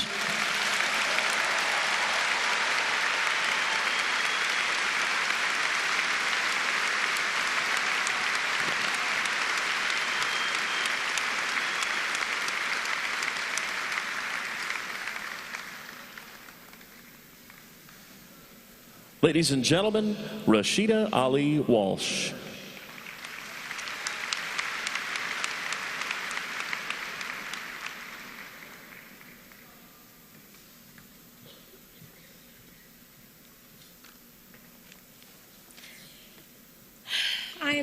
We are so honored that you have packed this room with your love. Thank you all. Thank you so much for being here today to celebrate our Father. You are the greatest Father to us, and it was God's will to take you home. Your family will try our best to make you proud and carry on your legacy of giving and love. You have inspired us and the world to be the best version of ourselves. May you live in paradise, free from suffering. You shook up the world in life. Now you're shaking up the world in death.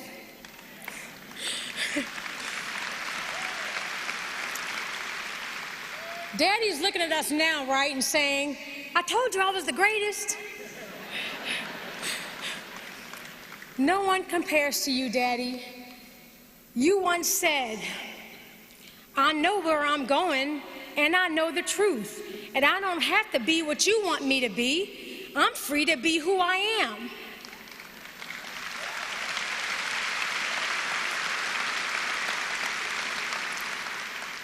Now you are free to be with your Creator. We love you so much, Daddy. Until we meet again, fly, butterfly, fly.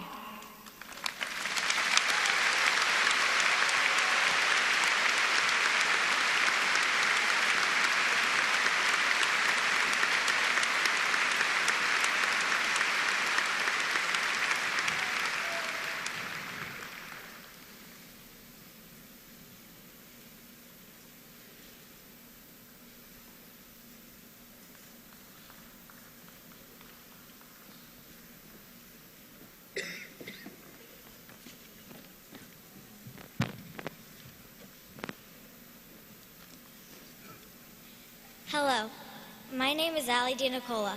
I was born on Muhammad Ali's birthday. It was named after him. He used to call me the little greatest. We can all learn from Muhammad's example of kindness and understanding.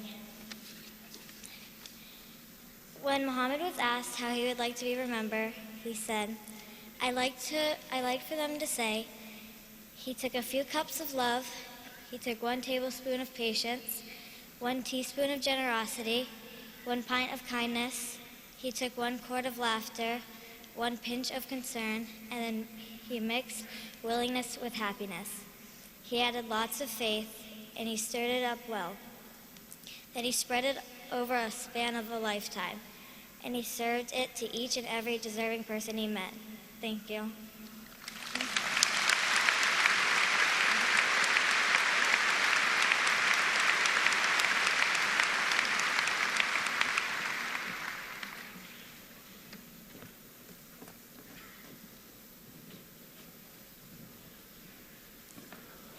Ladies and gentlemen, Natasha Bunkur.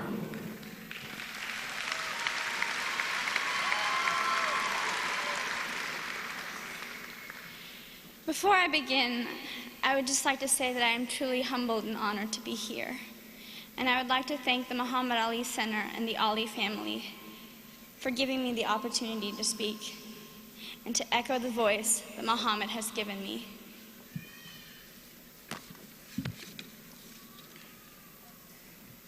So let me tell you a story about a man who refused to believe that reality was a limitation to achieve the impossible. A man who once reached up through the pages of a textbook and touched the heart of an 8-year-old girl whose reflection of herself mirrored those who could not see past the color of her skin. But instead of drawing on that pain from the distorted reality, she found strength, just as this man did when he stood tall in the face of pelting rain and shouted, "I am the disturbance in the sea of your complacency, and I will never stop shaking your waves."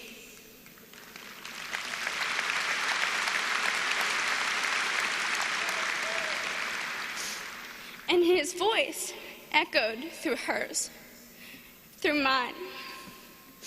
And she picked up the rocks that were thrown at her, and she threw them back with a voice so powerful that it turned all the pain that she had faced in her life into strength and tenacity. And now, that 8-year-old girl stands before you to tell you that Ali's cry still shakes these waves today.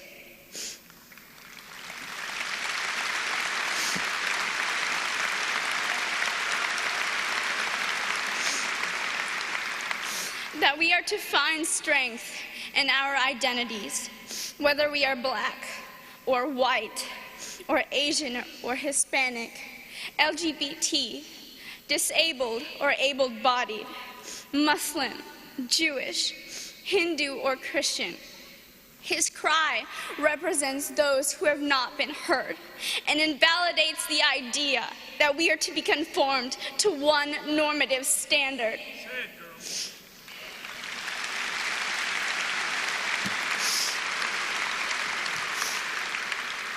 That is what it means to defeat the impossible. Because impossible is not a fact. Impossible is an opinion. Impossible is nothing.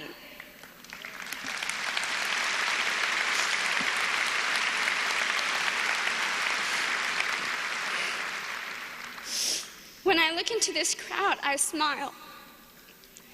I smile to recognize that he's not really gone.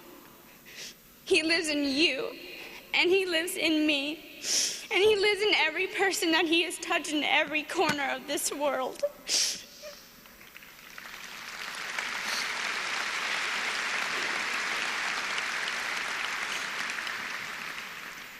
Reality was never a limitation for Ali. For us, just as every punch his opponents threw, impossible is never enough to knock us down, because we are Ali.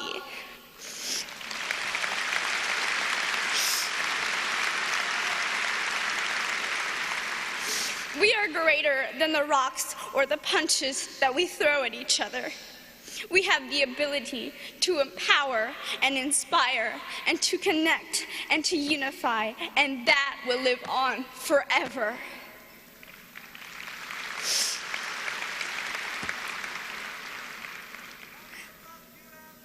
So let me tell you a story about a man. His name is Muhammad Ali. He is the greatest of all time.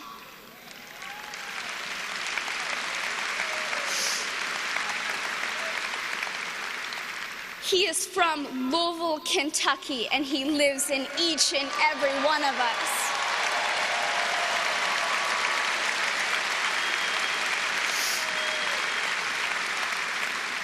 And his story is far from over. Thank you.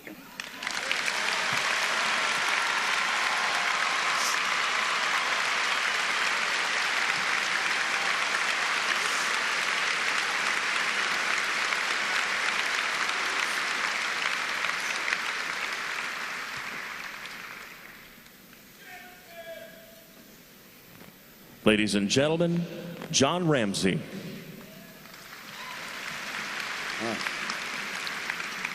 First of all, on behalf of my fellow Louisvillians, to the Ali family, we offer our condolences, our heartfelt prayers, and for Lonnie Ali, a very special prayer. We know that Muhammad was blessed with many gifts, but none more precious than Lonnie Ali, and we thank you so much. You know, I've got to tell you, Louisville, when I was in the procession today and I saw the tens of thousands of people and all the warmth and the love and the respect that was shown for Muhammad, I got to tell you, my heart swelled with pride. I know he was watching from above, and I know he absolutely loved it. But I don't think he'd be surprised. I think Muhammad would say, Louisville, Kentucky, the greatest city of all times. I'm feeling good. Man, I'll tell you what, how can we lose with the stuff we use? I'm feeling so good, I think I'm gonna make a comeback and change my name back to Walnut Street. That's how good I feel. You know, for me, I always felt connected to Muhammad even before I'd met him. You know, maybe it was the fact that I was a Louisville boy.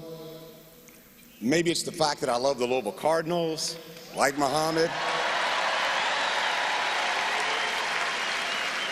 You know, but as our relationship evolved, I found that a lot of people felt this personal connection with Muhammad. And that's part of the Ali magic. You know, initially, for a lot of men my age, and certainly myself, it was the athlete that I was attracted to. I mean, that kind of size, that kind of speed, that agility, that grace, not only made him the heavyweight champion of the world 3 times, but it made him Sports Illustrated Sportsman of the Century, the AP Athlete of the Century. Certainly it made him the athlete, a once-in-a-lifetime athlete. But I would argue that the combination of compassion, kindness, love, and the ability to lift us up made him a once-in-a-lifetime person.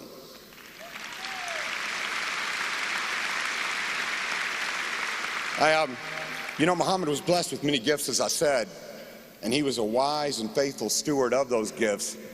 There's many stories about Muhammad, but there's a couple that really, to me, encapsulate what he was all about. I remember back in 2000, I made a trip to the Summer Olympics with Muhammad, and one day he decided we were going to go see a boxing match. And I remember we're ringside, the American wins, 15,000 people are chanting, USA, USA. And I thought, this is my Olympic moment. You know, I was filled with patriotic pride.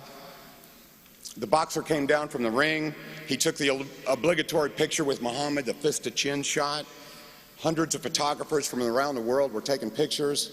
You know, thousands of people cheering for Muhammad and this victorious fighter. And then Muhammad leaned down to me, whispered in my ear, said, I want to see the loser. I said, excuse me? I want to see the loser. So I motioned over to an Olympic official and I said, you know, Muhammad wants to see the loser. Can we go to the losing locker room? And we get to the losing locker room, and there's not tens of thousands of people. There's not any photographers. There's just a kid in the corner on a stool. He's got a towel around his neck. He's got a bloody mouse under his eye. This has got to be the lowest point of his athletic career at the very least. Felt like he let down his country. He's defeated. And the vibe in that room was literally the lowest of low.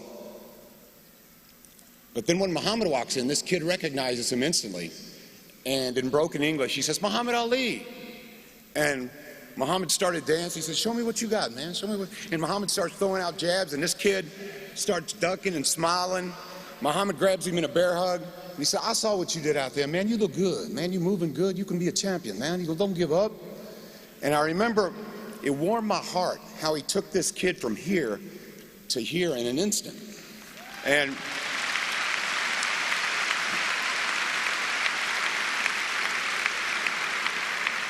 I remember I got in the car and I said to Muhammad, Muhammad, I try to be a nice guy, but I've got to tell you, I was caught up in the moment. I didn't give that losing fighter a second thought.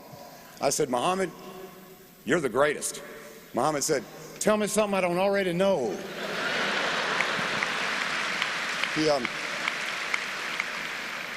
And But what I don't want people to forget, no doubt, to me, he is the finest example of a human that I've ever seen. The finest example of a great human being that I've ever seen, of the kindness that a human possesses. That was Muhammad Ali. But don't forget about this, man. Muhammad was the coolest cat in the room. I mean, he was good looking, he had charm, he had charisma, he had swagger before he knew what swagger was. I mean, I remember, when it was about 25 years ago, he came in town to visit his mother, and he wanted to go to Outback Steakhouse. I had a friend there who was a big Muhammad fan. So we come in, and at the time here in Louisville, there was a fireman's convention. And all of these guys had their engine numbers on their shirt, and sure enough, I'd seen this scene a million times, man. These guys line up for an autograph, and I say to Muhammad, I said, Muhammad, if you'd like, I'll play the bad guy. You know, I'll tell him to let you eat, and you can sign autographs later. Muhammad would have none of it. He's like, no, I'll sign between bites. So he's taking bites of his food, and he's signing. This one guy walks up, and you can tell he's a big fan. I mean, he knew Muhammad. He was scared to death. All this adrenaline flowing. He said, champ, he said, I saw the stance you made in the civil rights movement. I saw your stance against the Vietnam War. He said, I've got to tell you, champ, you're my hero. He said, I've got a picture of you at the firehouse. You're my hero. Muhammad instantly, he wanted to change the channel. So he said to the guy, he said, you know, you're the real hero, jumping in fires, saving lives, saving babies, putting your life on the line. He said, man, you're the real hero. And the fireman responds real quickly. I mean, he knew all the nicknames. He said, man, but you fought the bear, Sonny Liston. He says, you fought the rabbit, Floyd Patterson. You fought Big George Foreman. You fought Smoking Joe Frazier. Muhammad interrupted him real quick, and he goes, yeah, but Joe wasn't really smoking.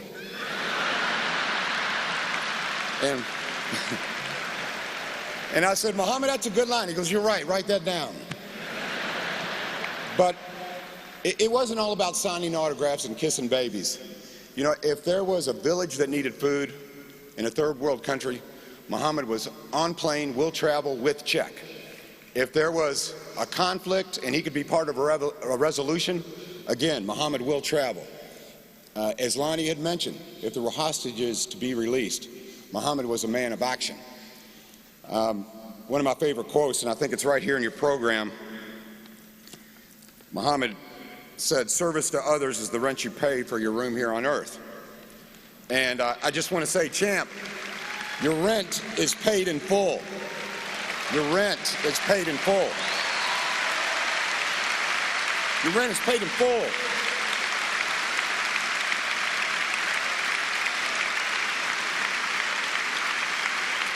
You know,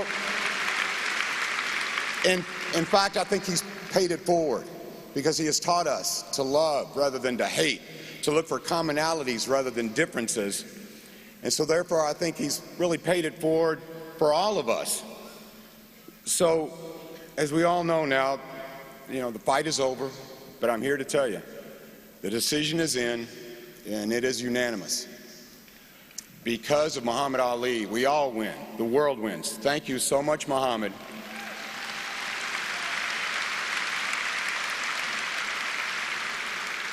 It is time for a man of peace to rest in peace, and thank you so very much.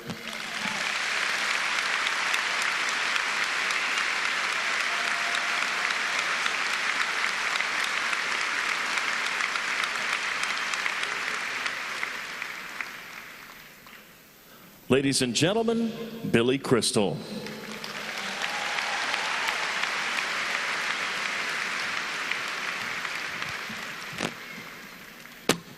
Thank you, ladies and gentlemen. We're at the halfway point.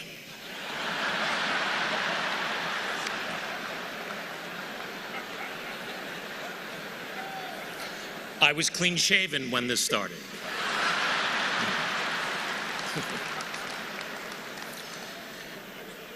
Dear Lonnie, family, friends, Mr. President, members of the clergy, all of these amazing people here in Louisville. Today, this outpouring of love and respect proves that 35 years after he stopped fighting, he is still the champion of the world.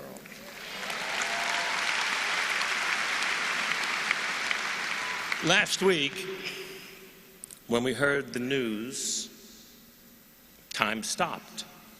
There was no war, there were no terrorists, no global catastrophes. The world stopped, took a deep breath, and sighed. Since then, my mind has been racing through my relationship with this amazing man, which is now 42 years that I know him. Every moment I can think of is cherished, and while others can tell you of his accomplishments, he wanted me to speak and tell you of some personal moments that we had together.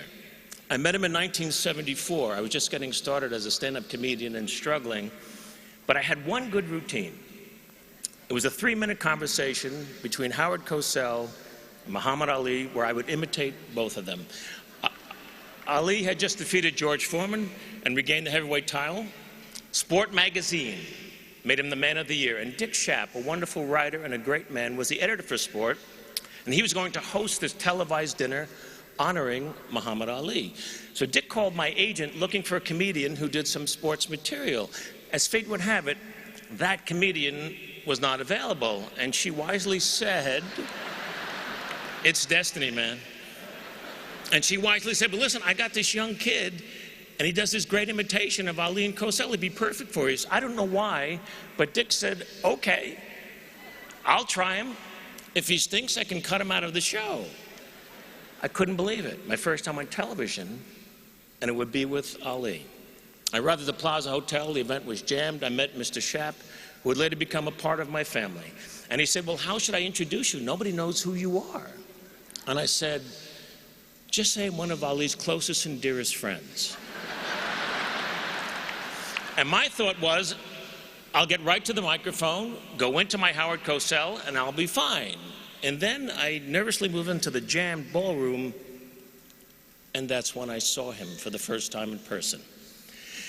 It's very hard to describe how much he meant to me. You had to live in his time.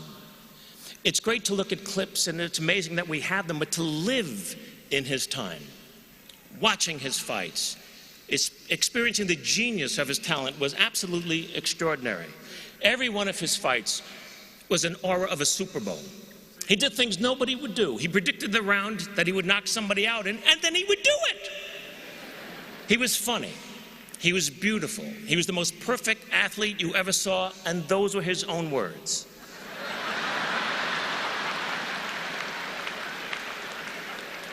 But he was so much more than a fighter as time went on. With Bobby Kennedy gone, Martin Luther King gone, Malcolm X gone. Who was there to relate to when Vietnam exploded in our face? There were millions of young men my age, eligible for the draft for a war that we didn't believe in, all of us huddled on the conveyor belt that was rapidly feeding the war machine. But it was Ali who stood up for us by standing up for himself. And after he was stripped of the title, and the right to fight anywhere in the world, he gave speeches at colleges and on television that totally reached me. He seemed as comfortable talking to kings and queens as the lost and unrequited. He never lost his sense of humor, even as he lost everything else. He was always himself, willing to give up everything for what he believed in. And his passionate rhetoric about the life and plight of black people in our country resonated strongly in my house. I grew up in a house that was dedicated to civil rights. My father was a producer of jazz concerts in New York City and was one of the first to integrate bands in the 40s and 50s. Jazz musicians referred to my dad as the Branch Rickey of jazz. My uncle and my family, Jewish people, produced Strange Fruit, Billie Holiday's classic song describing the lynching of African Americans in this country. And so I felt him. And now there he was, just a few feet from me. I couldn't stop looking at him, and he seemed to like glow, and he was like in slow motion, his amazing face smiling and laughing. I was seated a few seats from him on the dais, and in the room were all of these athletes in their individual sports, great ones. Gino Marchetti of the Baltimore Colts, Franco Harris of the Steelers, Archie Griffin, who had won the Heisman from Ohio State, literary legends, Neil Simon, George Plimpton, all on the dais, fawning over Ali, who then looked at me with an expression that seemed to say, "What is Joel Grey doing here?" Mr. Schaap introduced me as one of Ali's closest and dearest friends. 2 people clapped. My wife and the agent. I rose, Ali still staring at me. I passed right behind him, got to the podium, went right into the Cosell. Hello everyone, Howard Cosell coming to you live from Zaire. Some would pronounce it Zaire. They're wrong. It got big laughs. And then I went into the Ali. Everybody's talking about George Foreman. I want to talk about George Foreman. George Foreman was ugly. He's so slow. George was slow. I come out, voop, voop, voop. And then I rope-a-dope George, and I'm still fast at 33 years of age. I'm so fast I can turn up the lights, be in my bed before the room gets dark.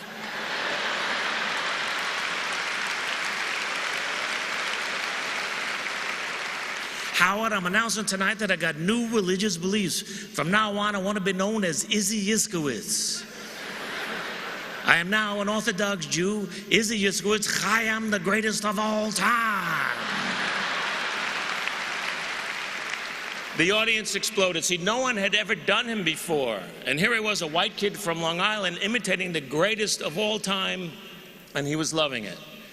And when I was done, he gave me this big bear hug, and he whispered in my ear, "You're my little brother."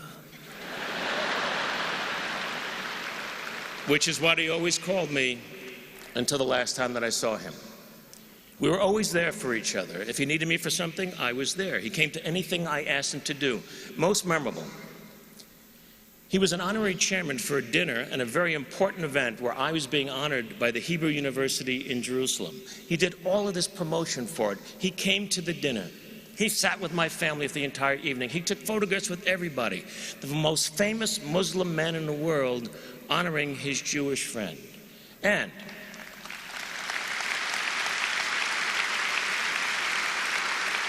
because he was there, we raised a great deal of money. And I was able to use it to endow the university in Jerusalem with something that I told him about. And it was something that he loved the theory of. And it thrives to this day. It's called Peace Through the Performing Arts. It's a theater group where Israeli, Arab, and Palestinian actors, writers, and directors all work together in peace, creating original works of art. And that doesn't happen without him. I had so many funny, unusual moments with him. I sat next to him at Howard Cosell's funeral, a very somber day to be sure. Closed casket was on the stage. Muhammad and I were sitting somewhere over there next to each other. And he quietly whispered to me, "Little brother, do you think he's wearing his hairpiece?"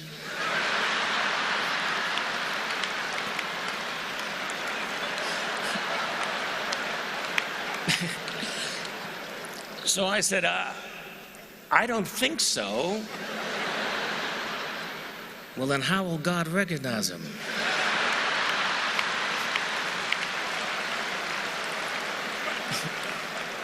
So I said, "Champ, once he opens his mouth, God will know." So we started laughing. It was a muffled laugh at first, but then we couldn't contain ourselves. Here we were at a funeral, me with Muhammad Ali, laughing like two little kids who heard something dirty in church. You know, we're just laughing and laughing. And then he looked at me and he whispered, "Howard was a good man." One time he asked me if I would like to run with him one morning, do road work with him. I said, "Well, that'd be amazing. Where do you run?" He said, "Well, I run at this country club, and I run on a golf course early in the morning. It's very private. Nobody bothers me. We'll have a great time." And I said, "Champ, I can't run there. The club has a reputation for being restricted." "Well, it's restricted me. They don't allow Jews there. They don't have any Jewish members." He was incensed. "I'm a black Muslim, and they let me run there. Little brother, I'm never going to run there again." And he didn't.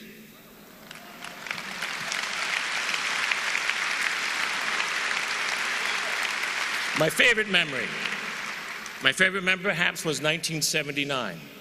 He had just retired, and there was a retirement party at the Forum in Los Angeles for Muhammad and 20,000 of his closest friends in Los Angeles. I performed a piece that I had created. The imitation had grown into a life story. It's called 15 Rounds. And I play him from the age of 18 until he's 36, ready for the rematch with Leon Spinks. I posted it on the internet last week, footage that nobody had ever seen before of me portraying Ali, doing his life for him all those years ago in 1979. There were 20,000 people there, but I was doing it only for him. It's one of my favorite performances that I've ever done in my life. I sort of got lost in him. I didn't even know where I was at the end of the performance. And suddenly I'm backstage with another heavyweight champion, Richard Pryor. And Pryor is holding on to me, crying. And then I see Ali coming. And he's got a full head of steam, and he's looking only at me, and he nudged Mr. Pryor aside, and he whispered in my ear with a big bear hug, "Little brother, you made my life better than it was." But didn't he make all of our lives a little bit better than they were?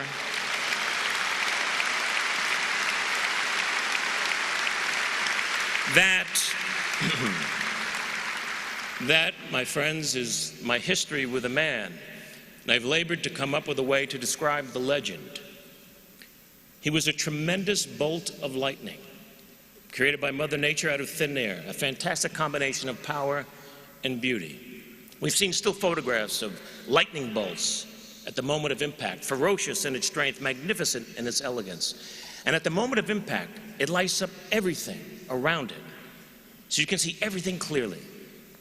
Muhammad Ali struck us in the middle of America's darkest night, in the heart of its most threatening gathering storm. His power toppled the mightiest of foes, and his intense light shined on America. And we were able to see clearly injustice, inequality, poverty, pride, self-realization, courage, laughter, love, joy, and religious freedom for all.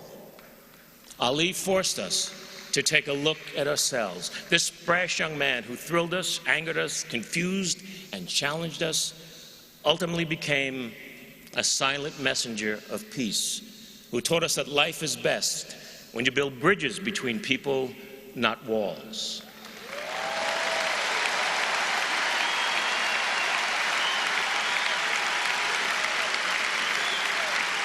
My friends,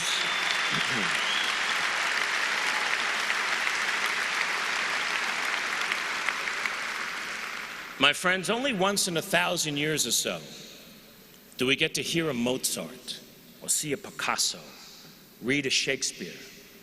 Ali was one of them, and yet, at his heart, he was still a kid from Louisville who ran with the gods and walked with the crippled and smiled at the foolishness of it all. He is gone, but he will never die. He was my big brother. Thank you.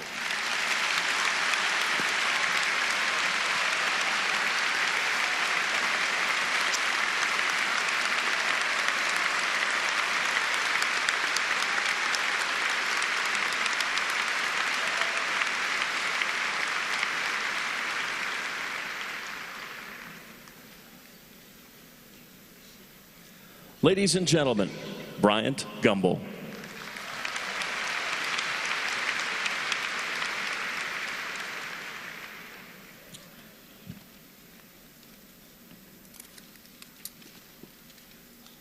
The great Maya Angelou, who was herself no stranger to fame, wrote that ultimately people will forget what you said and people will forget what you did, but that no one will ever forget how you made them feel. As applied to Muhammad Ali, the march of time may one day diminish his boasts and his poetry, maybe even his butterflies and bees. It may even one day dull the memories of the Thrilla in Manila and the rumble in the jungle. But I doubt any of us will ever forget how Muhammad Ali made us feel. And I'm not talking about how proud he made you feel with his exploits, or how special he made you feel when you were privileged enough to be in his company.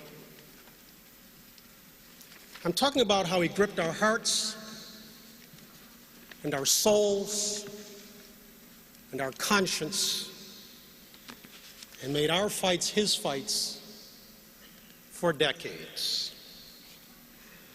People like me, who were once young, semi-gifted, and black, will never forget what he freed within us. Some of us, like him, took pride in being black, bold, and brash.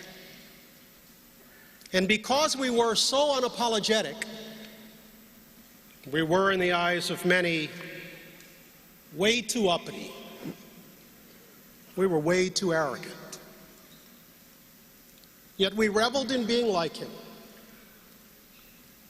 By stretching society's boundaries as he did, he gave us levels of strength and courage we didn't even know we had. But Ali's impact was not limited to those of a certain race or of a certain religion or of a certain mindset.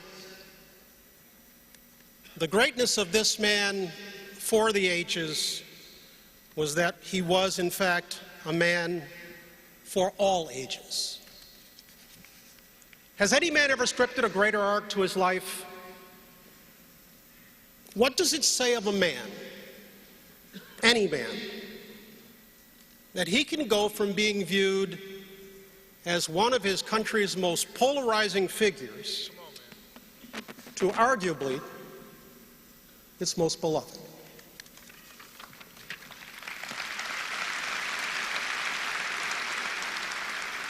And to do so without changing his nature or for a second compromising his principles. Yeah, you know, there were great causes, there were great national movements, there were huge divisions that afforded Ali unusual opportunities to symbolize our struggles. But Harry Truman had it right when he said men make history and not the other way around.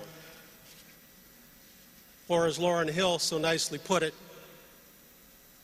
consequence is no coincidence. Befitting his stature as the GOAT, Muhammad Ali never shied away from a fight. He fought not just the biggest and baddest men of his day inside the ropes, but outside the ring he also went toe-to-toe with an array of critics, a seemingly endless succession of societal norms, the architects of a vile, immoral war, the U.S. government. He even fought, ultimately to his detriment, the limitations of Father Time. Strictly speaking, fighting is what he did. But he broadened that definition by sharing his struggles with us and by viewing our struggles as his. And so it was that at various times he accepted and led battles on behalf of his race, in support of his generation, in defense of his religious beliefs, and ultimately, in spite of his disease. I happen to have been overseas working in Norway this past week. My buddy Matt called, told me the champ had been taken to the hospital.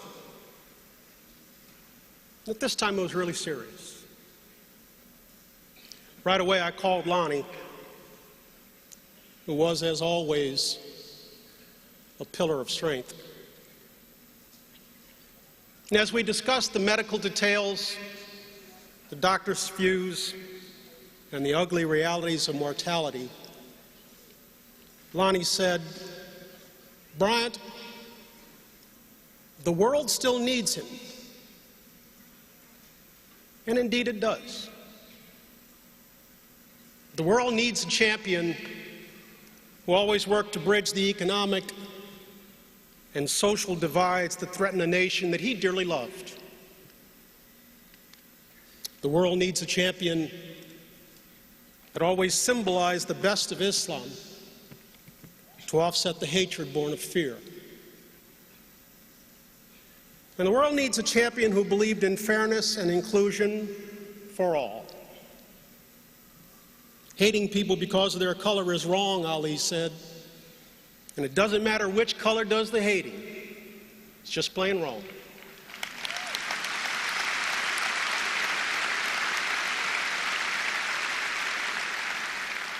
Yeah, we do need Muhammad Ali now. We need the strength and the hope, the compassion and the conviction that he always demonstrated. But this time our beloved champion is down. And for once he'll not get up. Not this time. Not ever again. Let me close with a quick personal story. 50 years ago, Muhammad Ali defeated George Chuvalo in Toronto, Canada. The very next day, he showed up in my Hyde Park neighborhood on the south side of Chicago. As Ali got out of a car in the driveway at the home of Elijah Muhammad, I happened to be next door, shooting hoops in a friend's backyard. I, of course, quickly ran to the fence, and for the first time in my life, I shook the champ's hand. I was 17, I was awestruck, and man, I thought he was the greatest. Now, half a century and a lifetime of experiences later, I am still awestruck. And I'm convinced more than ever that Muhammad Ali is the greatest.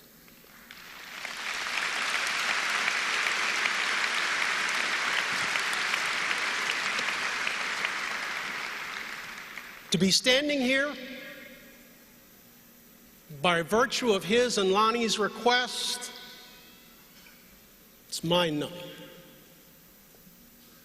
The honor that Ali has done me today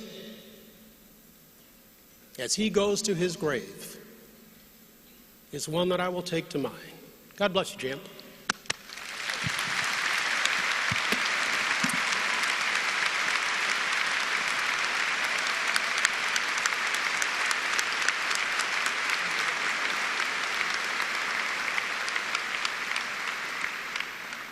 Ladies and gentlemen, the 42nd President of the United States, the Honorable William Jefferson Clinton.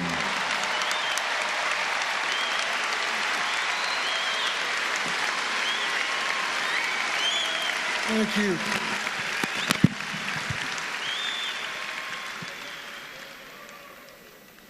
I can just hear Muhammad saying now, well, I thought I should be eulogized by at least one president.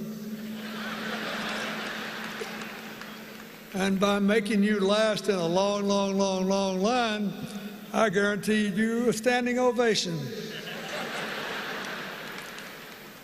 I'm trying to think of what has been left unsaid. First, Lonnie, I thank you and the members of the family for telling me that he actually, as Brian said, picked us all to speak and given me a chance to come here. I thank you for what you did to make the second half of his life greater than the first.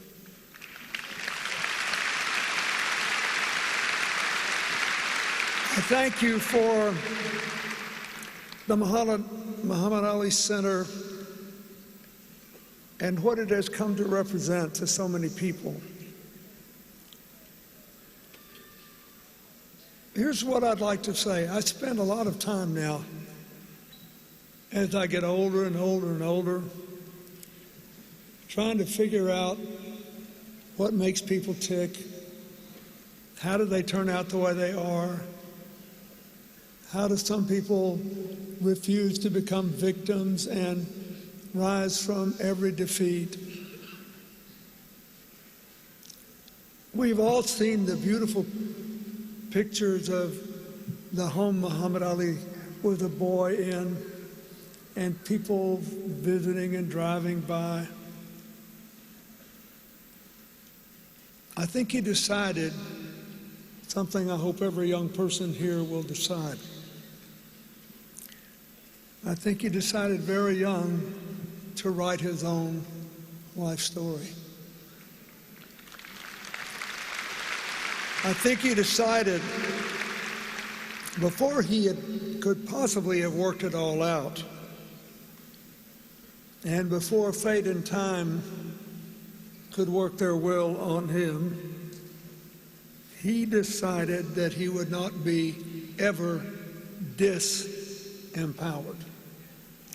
He decided that not his race, nor his place, nor the expectations of others, positive, negative, or otherwise, would strip from him the power to write his own story. He decided first to use these stunning gifts: his strength and speed in the ring, his wit and way with words in managing the public, and his mind and heart to figure out at a fairly young age who he was, what he believed, and how to live with the consequences of acting on what he believed. A lot of people make it to steps 1 and 2 and still just can't quite manage living with the consequences of what he believed. For the longest time, in spite of all the wonderful things that have been said here, I remember thinking when I was a kid, this guy is so smart, and he never got credit for being as smart as he was. And then, I don't think he ever got the credit for being, until later, as wise as he was. In the end, besides being a lot of fun to be around and basically a universal soldier for our common humanity, I will always think of Muhammad as a truly free man of faith. And being a man of faith, he realized he would never be in full control of his life.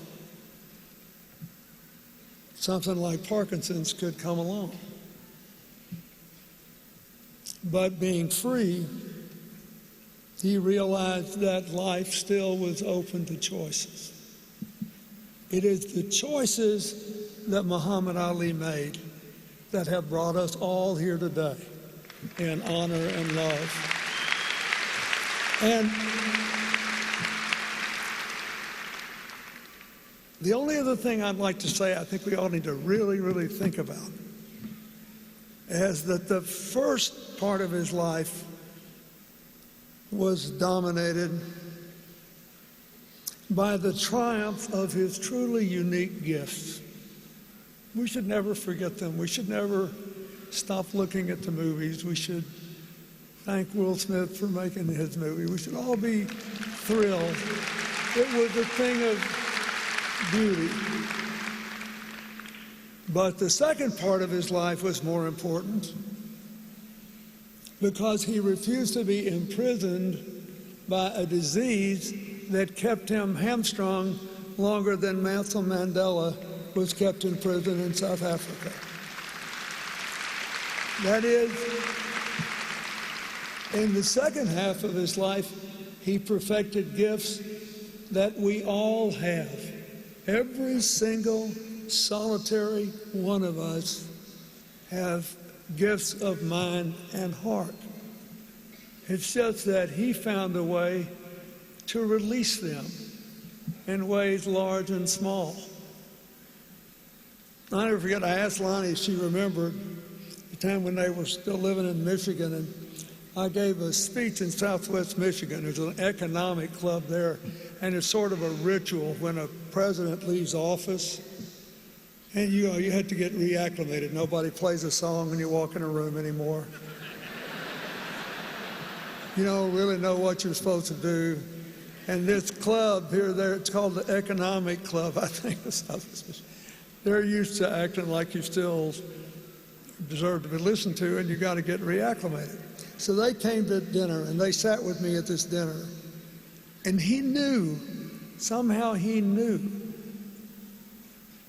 that I was a little off my feed that night. I was trying to imagine how to make this new life. And so he told me a really bad joke. And he told it so well, and he laughed so hard, that I totally got over it and had a great time. He had that feel about, there's no textbook for that, knowing where somebody else is in their head. Picking up the body language. Then Lonnie and Muhammad got me to come here when we had the dedication to the Muhammad Ali Center, and I was trying to be incredibly old, gray-haired, elder statesman, dignified. I got to elevate this guy. So I'm saying all this stuff in very high-tone language, and Muhammad sneaks up behind me and puts his fingers up.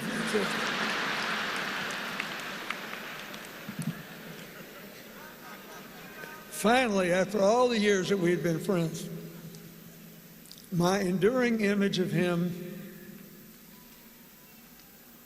is like a little reel in 3 shots. The boxer I thrilled to as a boy,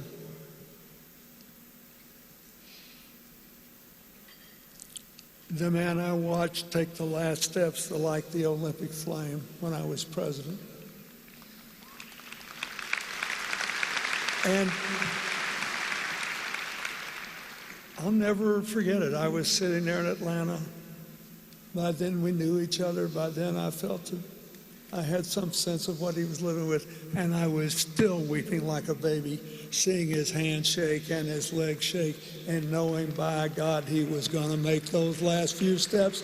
No matter what it took, the flame would be lit, the fight would be won, the spirit would be affirmed. I knew it would happen.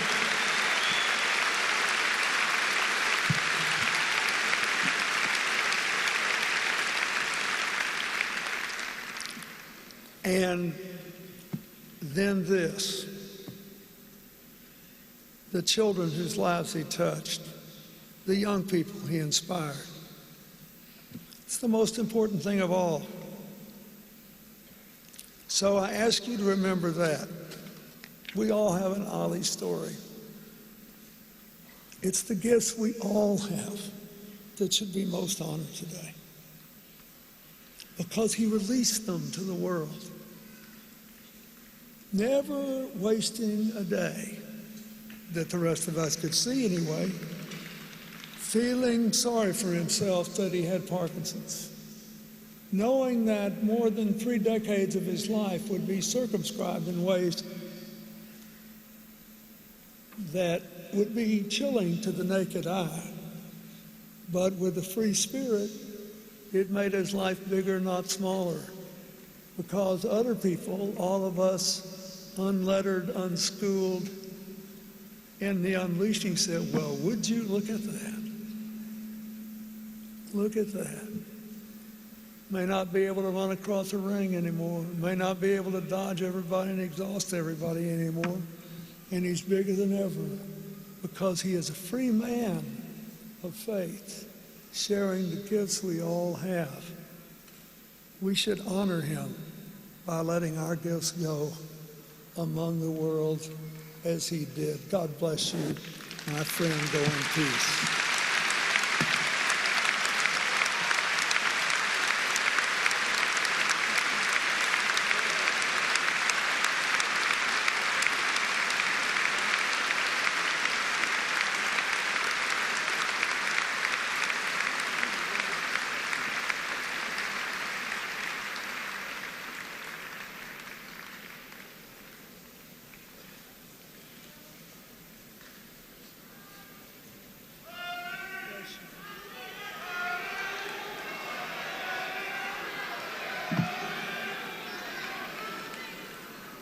There'll be time for that. But right now is the time for silence. So will everyone rise and observe a period of silence, reflect on what the champ meant to you as the Ali family exits.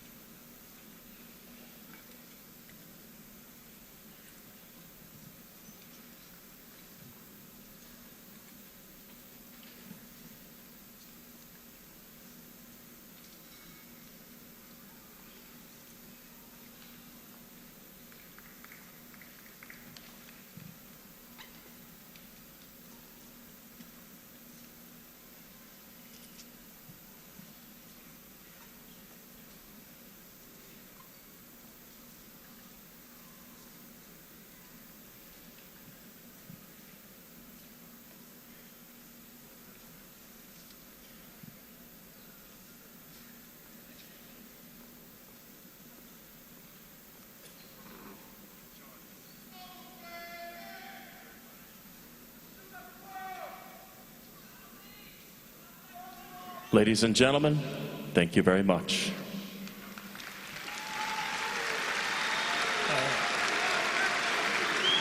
All right, be seated. Be seated, be seated. The program is not over. We're trying to create space for the family to be able to exit in peace. Please be seated. We want to make prayer.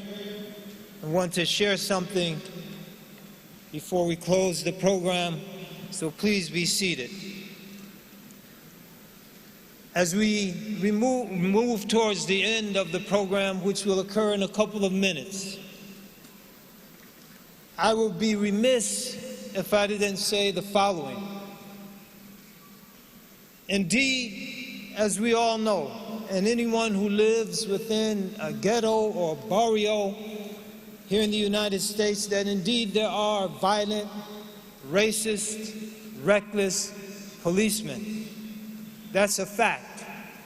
But there also are policemen and women who are dedicated professionals, who are compassionate, who have great concern for their communities. And I can say with all honesty and openness, during my past week here in Louisville, Kentucky, or past 5 days, myself, my wife, Dr. Giannotti, everyone that I've spoken to has commented on the professionalism, the dignity of the policemen here and women in Louisville, Kentucky that we've interacted with. And I'm sure there are bad apples here too. But as they say, one bad apple doesn't spoil the whole bunch. Now, they asked me to make a prayer to close this service, but Reverend Cosby threw down the gauntlet with that West End poem. So I'm going to have to respond. This poem was written in Muhammad Ali's house. And Muhammad Ali was the first one to hear this poem. And I'm glad Mike Tyson left.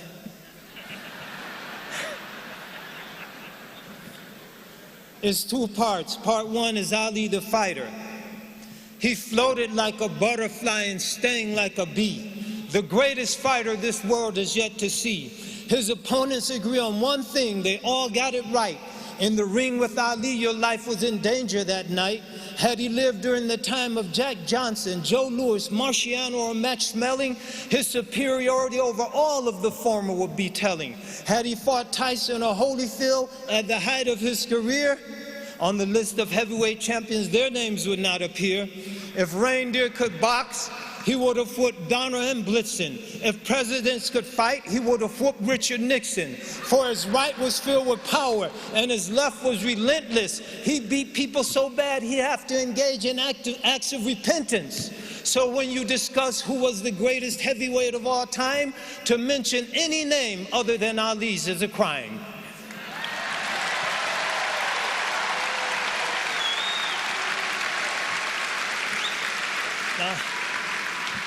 Then part two is Ali the man.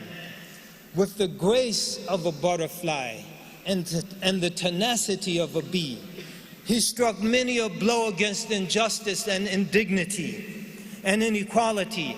Coming of age during a time of legal segregation, he came to embody the highest values of the nation. Standing up for the truth, defying the warmongering throng, he declared, I ain't got no quarrel with them Viet Cong. He would not take up the gun. He refused to pull the trigger. He quipped, ain't no Viet Cong ever called me nigger.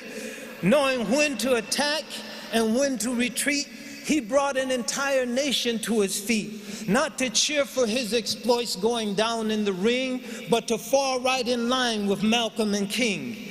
Willing to give up his title, the money, the lights, he dedicated himself to a higher fight.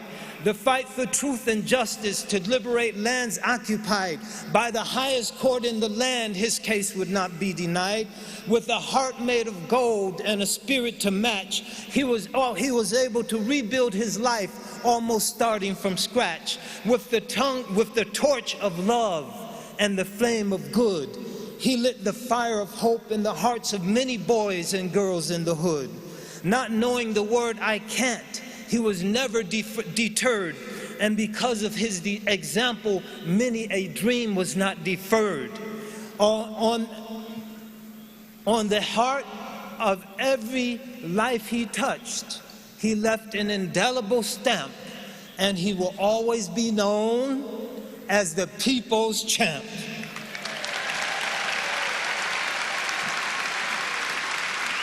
Now, we have to make the prayer. Muhammad Ali's spirit, his body is down, but his spirit is up. And it will stay up as long as we keep it up. And we keep it up as long as we live with the grace and dignity he lived with. As long as we love with the passion he loved with. As long as we share and care and give with the boundless generosity he exemplified. So God, as we leave this hall, as we depart from this August gathering, may we be blessed to love as he loved, to live as he lived, to share as he shared, to care as he cared, to the extent of our various capacities, and to float as freely as he floated. God bless, and blessings and peace upon Muhammad. Good evening.